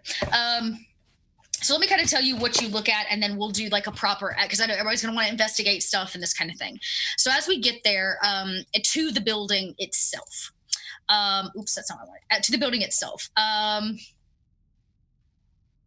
Oh yeah, this place is called the Abara floor. It is part of the spire proper. This is a 3-story building, partly built into a hill with balconies made of green marble and rather ornate kind of granite archways that lead down these hallways. It stands out in a kind of surrounded by smaller buildings. There's an orchard out front. There's kua vines, probably growing grapes that make wine, trees, that kind of thing. The adjudicator has to open a special lock that has been placed on the outside of the door. As you enter the apartment complex proper, the adjudicator tells you a couple things. Important facts include, they say, from what we can tell, this entire complex is covered in motion detectors and cameras, covering both the outside of the residence at the time of the break-in. The security central is in the basement of this complex. We have knowledge that the last one to visit the stored data system was an ambassador for the council, Johar Kusar. He is a Zenithian homogeny, and we did not see him leaving the residence after his entrance. The door kind of slides open, and you see it is definitely a crime scene. Nothing has been touched since the event. The apartment is in shambles. A relatively, it's a very nice apartment, but like it's not well stocked. You can see there are no plates and glasses. There is no food in the open pantry cabinet. As you enter the doorway here, yes, you see straight down the hallway and into what's going to be a more open area. Blood everywhere, things tipped over. It is very clear there was a struggle here. The adjudicator looks to Malik and says, "Do you have the envelope?" He pulls the envelope out and dot for my notes. Who was the council member? Yes. Their name is Johar, Johar, Kissar, Quassar, and they are a Zenithian homogeny ambassador to the council. This says the last one to visit before the system was shut off, meaning the security system on the emissaries building was none other than this ambassador. But there is no footage because they cut the security while he was there. There's no footage of him leaving the residence. Okay. He hands the envelope, or he holds the envelope out to Kasha. Kasha empties it. It's just kind of a small pocket-sized envelope. In it is a casing. I will. This is a Sewell thing. Sewell, you can roll an observation for this. This is a wits-based thing. As the bullet kind of comes out in your hand. Let's see if you know anything about it. Okay. Observation, you said? Observation, yeah. Okay. It slides out. Maybe you're just not close enough. You don't notice anything right away. You don't notice anything like right away. You do see that there are bullets there are holes in the walls where there was definitely a sign of fire. Deep holes, which tells you that they're probably carbines of some kind. Like ballistic, like physical bullets? No energy or plasma, no nothing? This says, actually, do you have command? Who has command? That's our captain, isn't it? Oh, you didn't take it? It was between command and mystic powers. Yep. Okay, that's cool. And Dot said that I might be able to control the visions more if I took that, and I just, that sounded more fun. Yep. Got it. Okay. I will say I was just gonna wait, but like there is something specific that Soul would be looking for. Okay, go ahead. Yeah, tell me. Do you want me to just? Okay, so he's basically, since his profession is assassinating people, he would be looking towards blood splatters and seeing if the shots came through the window, which angle they were coming from, and then saying that there seems to be blood on the floor if they were drips, as if the person themselves was walking out and they were dripping it, or if he was dragged out and it looks like there was blood smeared across. Okay, so all good questions. He's trying to see, to sum it up, he's trying to see if it was a far range assassination, or if it was more of like a close range assassination, or if it's a mixture of both. Okay. Here's the thing. There's a lot of blood here. It's very clear at least one person had to be injured. So I'll give you that. This might be the prime time to maybe analyze the blood. Yeah, you have somebody that can do that. Tamir's just going around, like he's already like found a spot and set up and opened it, and it's just like this, and like swabbing. Yeah, like a kit and caboodle of shit. Tal's standing in the middle of the room, looking around, arms crossed, and she says, "This is a lot of blood for someone who's not dead yet." He says, "Yes, I know." The adjudicator does.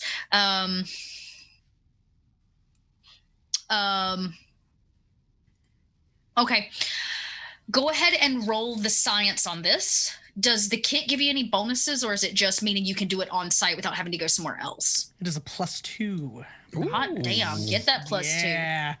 Yeah, it's heavy. That's yeah, you literally drug it across Coriolis to this point, but you got it here. Oh, he is so excited. This was probably I know, you just broke out my little science project. Yeah. Exactly. Like, oh, maybe you could have been like criminal justice degree or something. Yeah, you should have been CSI, Yeah, totally. Okay. You begin to test it. You begin running it. So the first test that you run, you just swab the blood and you realize that there are multiple There's multiple blood here, so you actually have to run multiple tests. So the first time around is a failure, but it gives you the information that you need to run multiple tests. What you find out is there is Zelosian blood from 5 different individuals and Mirian blood from 1, meaning there were at least 6 people here. Bloodstains for Sewell are around the door, on some of the books on the floor, and in the colonnade just outside. That is Zelosian blood just outside the colonnade, which I'm going to guess is probably like here-ish on the map, right? Let me zoom in so I can see what the hell's going on. In here, there are a few things. So you can see this is like a centralized area. What I can tell you about that...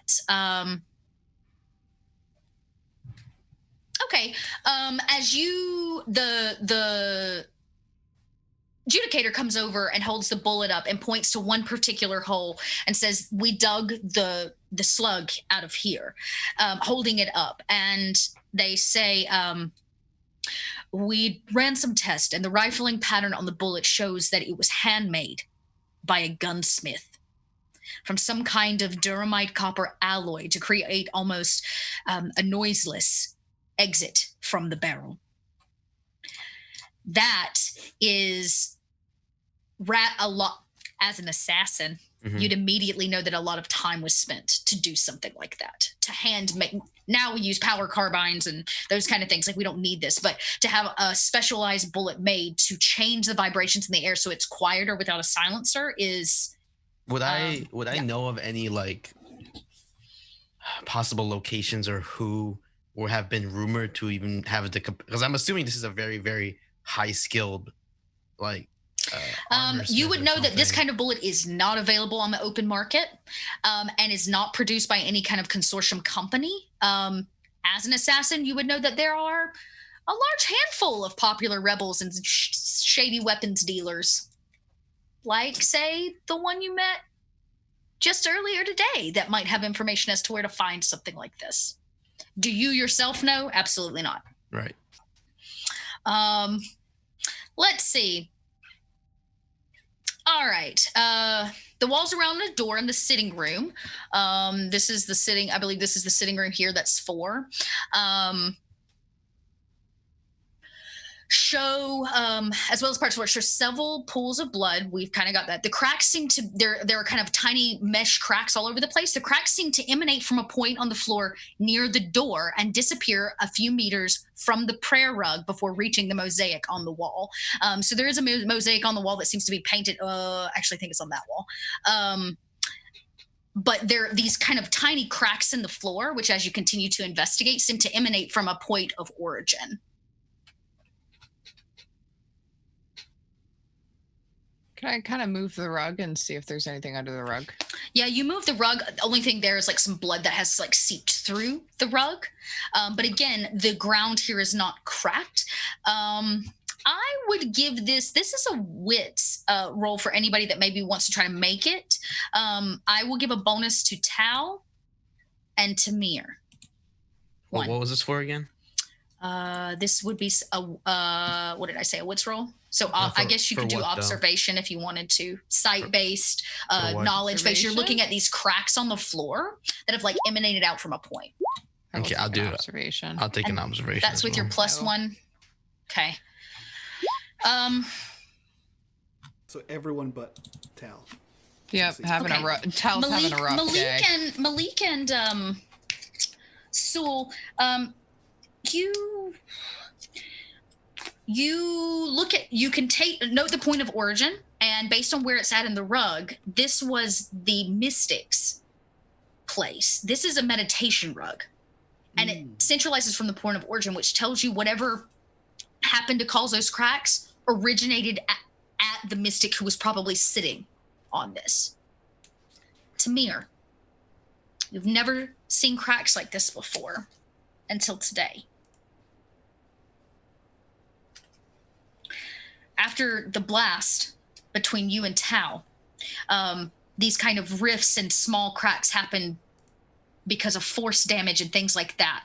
You don't know a lot about mystic abilities, but if this is truly one of the emissaries who's claiming to be the judge incarnate, somebody that carries hyper mystic capabilities, There's a possibility they might have tried to defend themselves if they were being attacked from their meditative stance, and these cracks represent what is left over in the wake of powerful mystic abilities.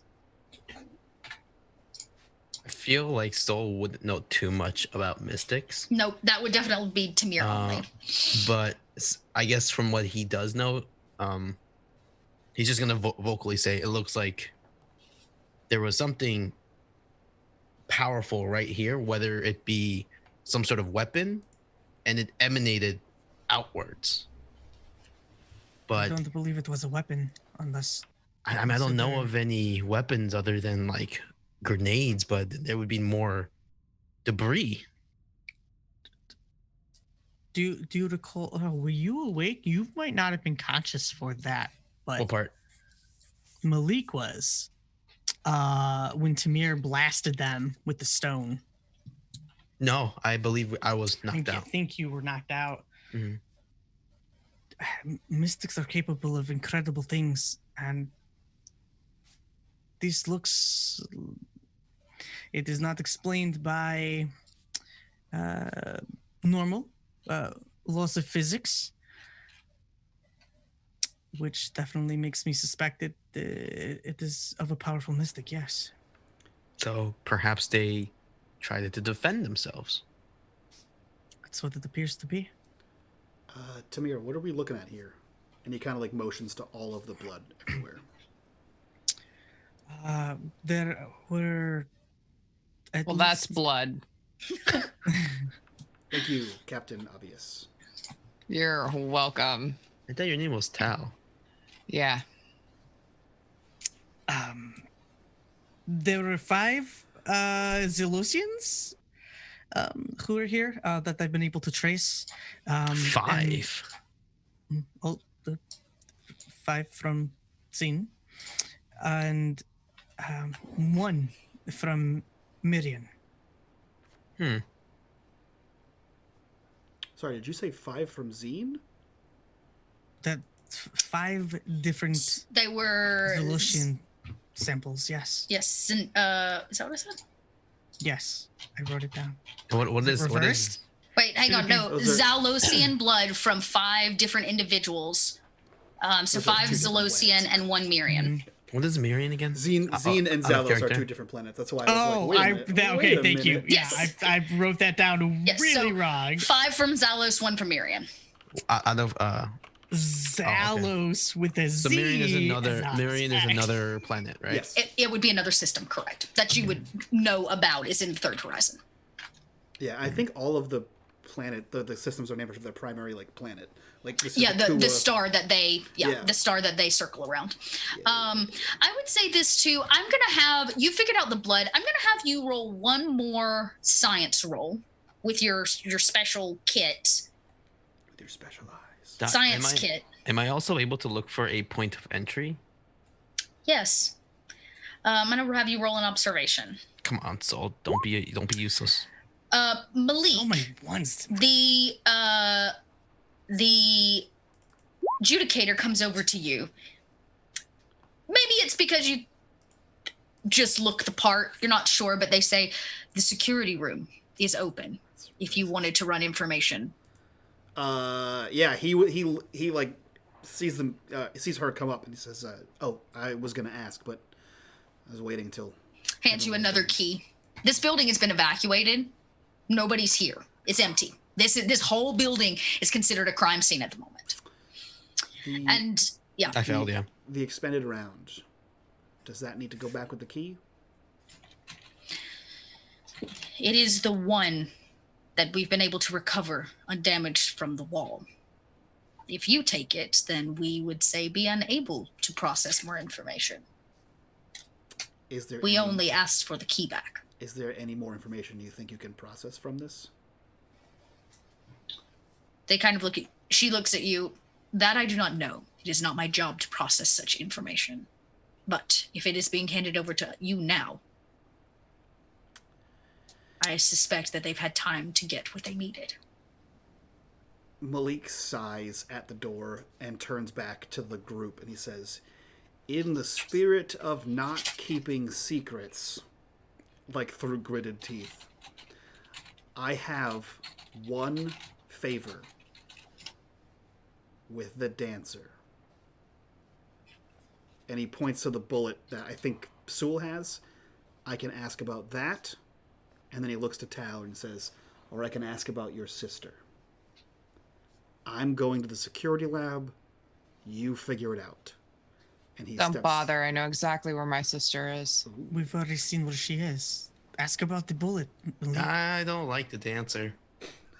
That wasn't an option, Sewell. We see Malik leave. The door closes. The adjudicator notes it.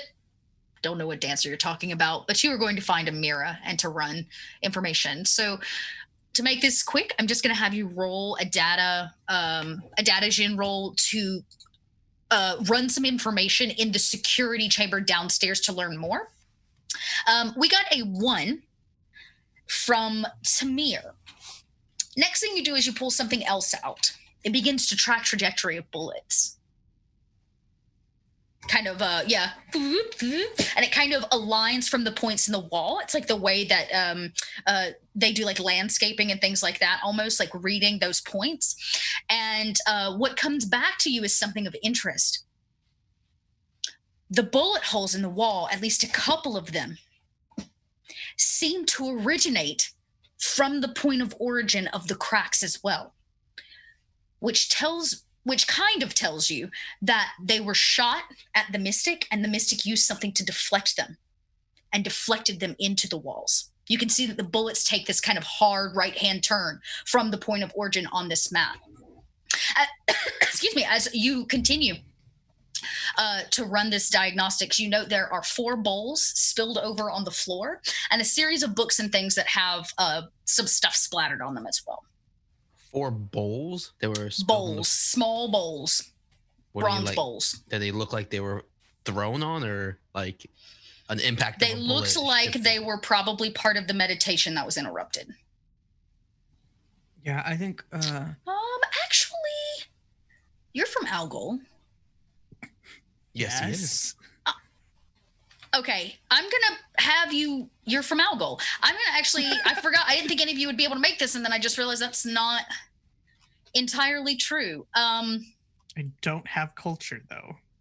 That's okay. I believe if you come from Algol, you get a pass on that for this role specifically. Let me double check that though, because this what are the odds? would be helpful. Yeah, it is actually so specific. It is super specific, but it is actually relevant.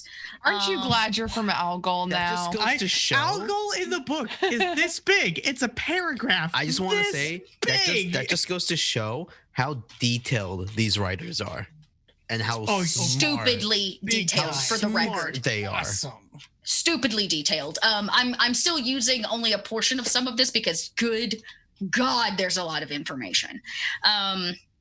That is very impressive. I'm not gonna lie. That is so impressive. Yes. Okay. In the midst of the chaos, there are these 4 overturned bowls on the floor. You can tell at this point, because it's so much later, one of them, you're unsure what its contents was. One very clearly had incense that tipped over and burned a hole in the rug on the floor.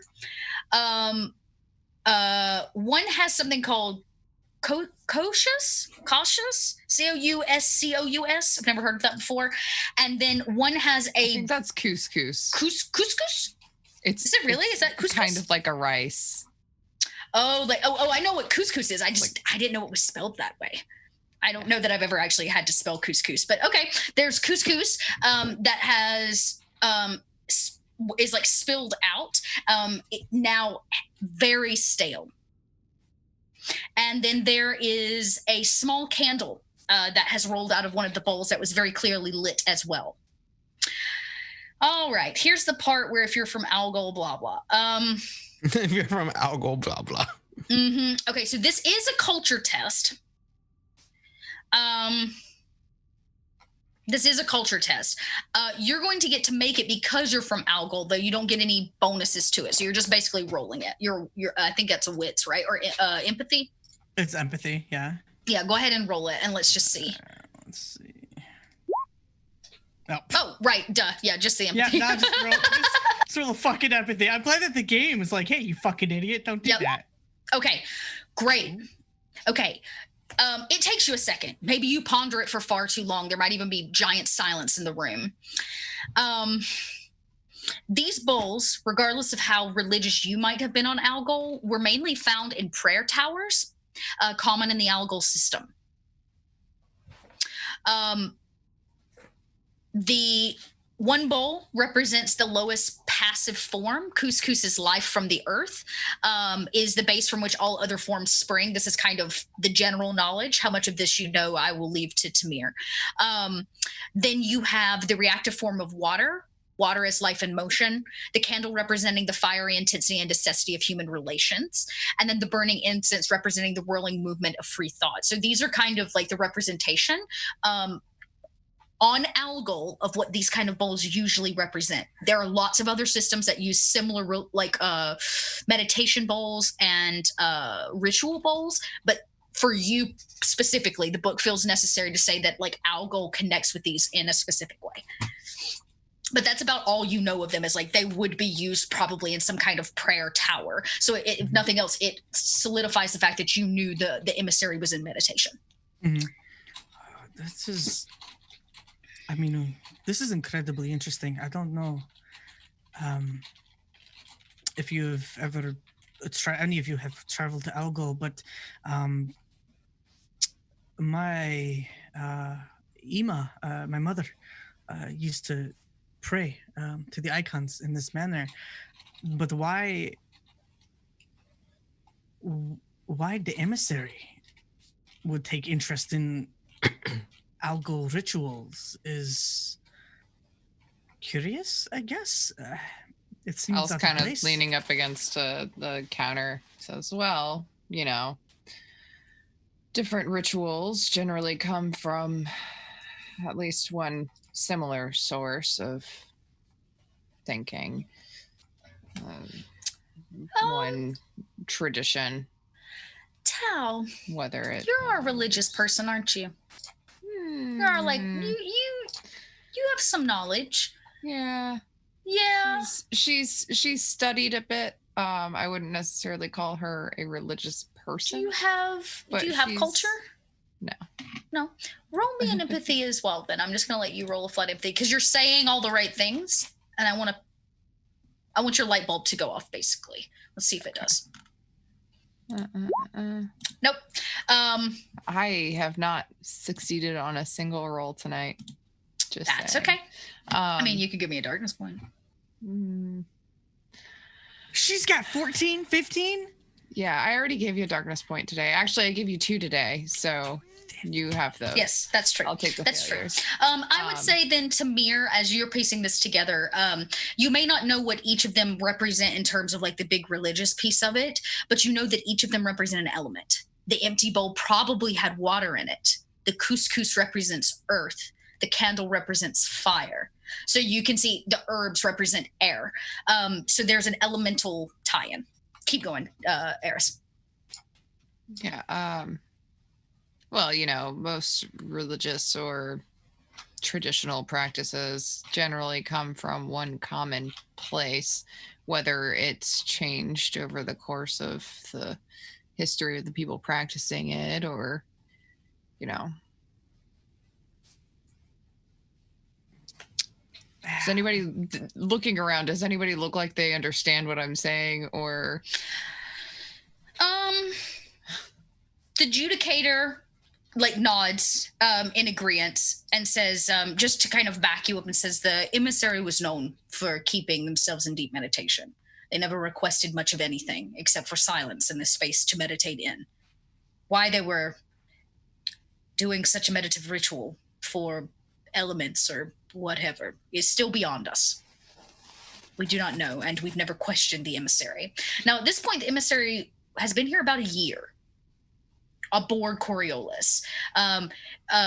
Really a start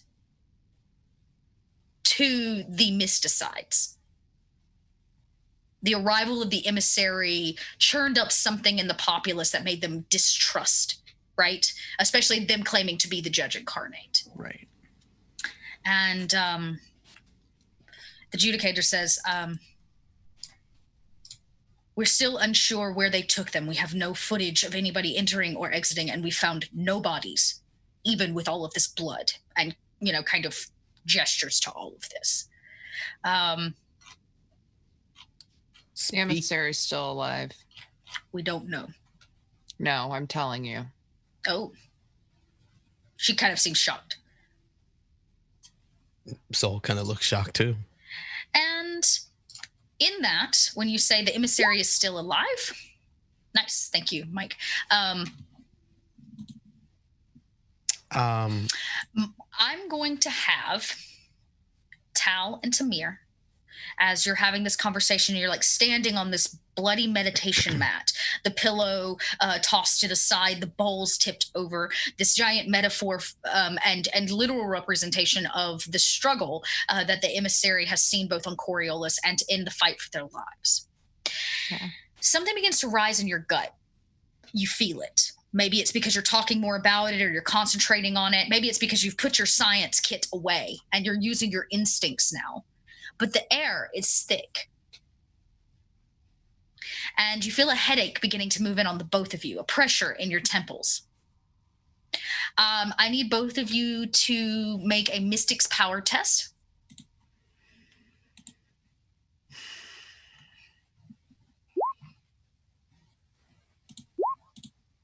Ah! Finally. When it counts, it counts. It begins to wash over you, but you've had these headaches. You know this. A mystic episode is coming on, and you almost brace yourself. Tamir, on the other hand, is not used to this. And because the roll was made at a -1. Funny enough, I imagine we're both probably standing on the rug right next to each other, and I try to brace myself against Tamir. Yes. You were going to take 2 mind points of stress unless you have anything to help buffer your mind. And you watch as Tamir falls to his knees. The ringing in your ear is more than you can handle. Let me make sure. Yes, okay. You fall to your knees. A ringing, more even louder than the rock and the stone earlier. You feel as if your head is going to explode, that your ears may bleed. Tao. Something else comes through your ears. A song. You've heard this song before. It begins very lightly. And even if Tamir screams out, even if Sul reaches to help you, all you can hear is this repeating series of notes that seems to be coming from the station's speakers. You can't completely understand it, but it's like an echo. A ringing out of sound. And I'm going to say, since you had a 2, even though it was at a -1, it's in the air, as if sound patterns themselves are ghosting from where the mystic left something behind. And the camera cuts down a hallway as Tamir holds his ears. Tao hears a song. Malik, alone in a dark room, is tapped into the security system and is running footage. At a 2 success, which is good. Technically, you should have made it. There was a -2 to make the roll, but you managed to hack in to some degree and get some additional information. The first thing that you note is the security cameras are cut. Oh, is it a -2 because of security stuff? Yes. I have something for that. Ha! That's what I was hoping you'd say. Yeah, I have one of my new items that I picked up is a security tablet that allows me to work around those, and I no longer have the -2 on those rolls. Okay, bitchin'. So you don't have it. You tap in, perfect time to break all of this out, and you begin skimming through. It does look, you see the face of this man,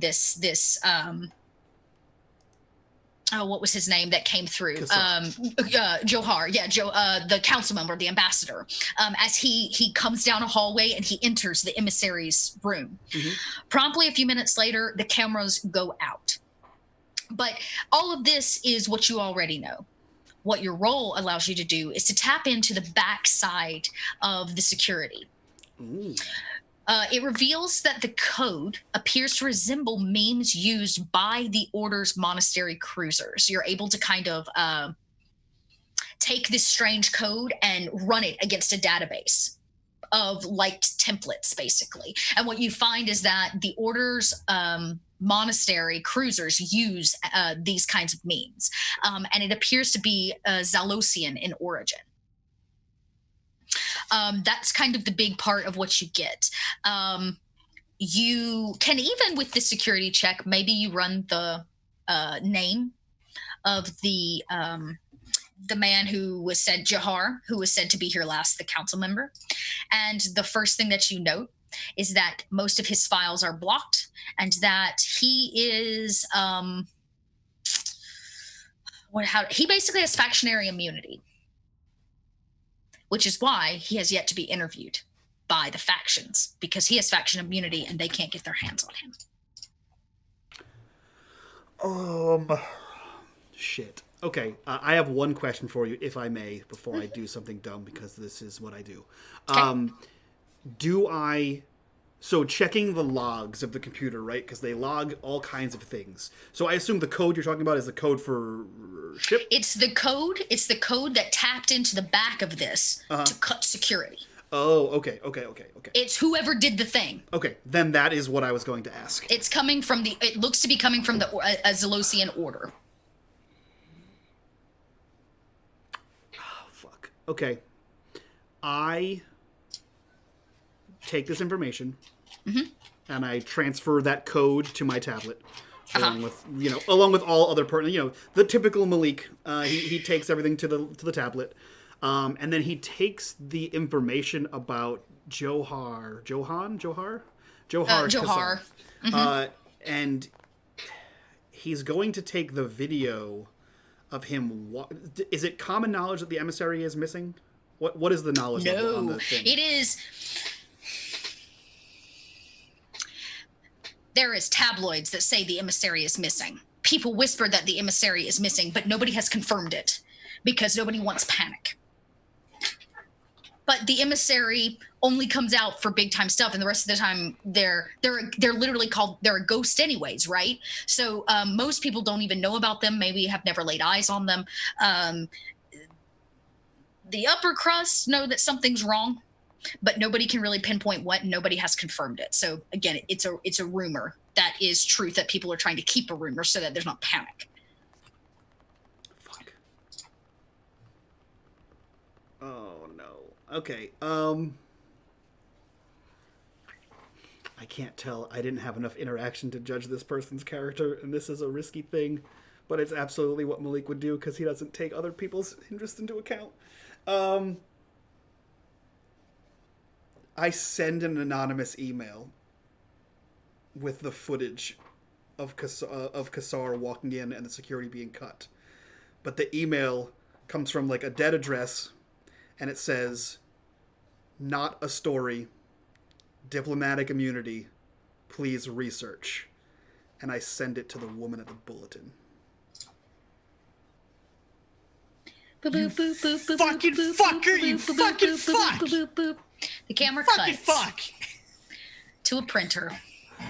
A similar printer to the one we've seen before. In a dark room where a single light sits on a desk. A woman clacks away, a face that we know. Over her shoulder, we see a single printout from Coriolis.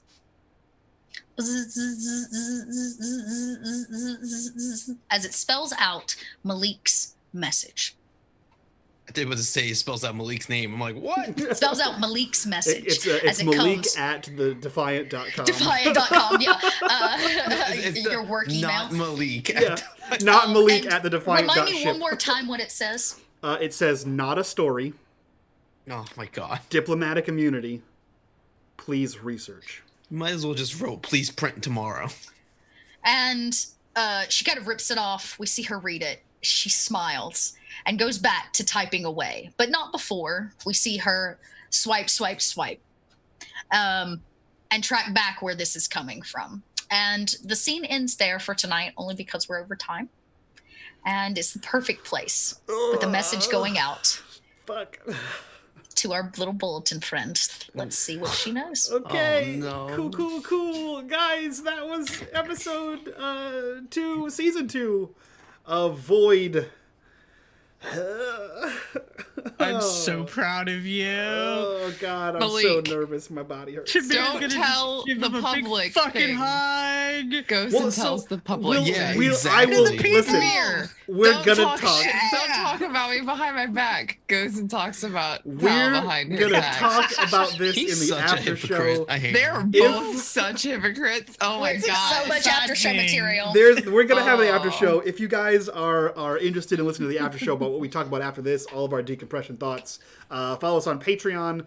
We post that there every day. Every day we have a show, so check that out. It's a lot of behind the scenes insight. But until then, we'll go around, do our introductions, and get the hell out of here so we can film that show. So we'll start with Dot. Who are you? Where can we find you on the internet, and what are you up to? I'm Dot. You can find me on the internet as Little Red Dot on Twitch and Twitter. I play games, I roll dice. And next week, I'm excited to announce that I'll be kicking off a new campaign on my channel using Overlight, which is they call it a kaleidoscopic journeying game, but it's basically like psychedelic fantasy wrapped up in this really interesting lore-based world. So I'm very excited to launch it. Oh, I've got a sounds killer cool. cast, and that kicks off Wednesday nights. So you can catch me there on Wednesdays and here on Thursdays. Super dope. With that, we'll jump over to Paul. Who are you? Where can we find you on the internet, and what are you up to? Hello, my name is Paul. You can find me at in1123 on all social platforms. Yeah, today was a roller coaster. It was definitely very like note takey, and I did not take notes, so I got you. thank you. It's never stopped you before, Paul, and it's not going to stop you now. Nah, I just. But also Yeah. a very Sewell thing. Is it? Yeah, it is. But yeah, I don't really have much to talk about. I mean, I have a couple projects in the works, but I don't really have anything public at the moment. I think maybe I don't know, but yeah, I'm super hyped for Sweet. next Thursday and all the stuff that is coming to the future. Oh God, I can't. And my dog is just staring at me right now. I don't know what's going on with her. I'm so nervous. Give her about it. bread. I'm so nervous. She's about this.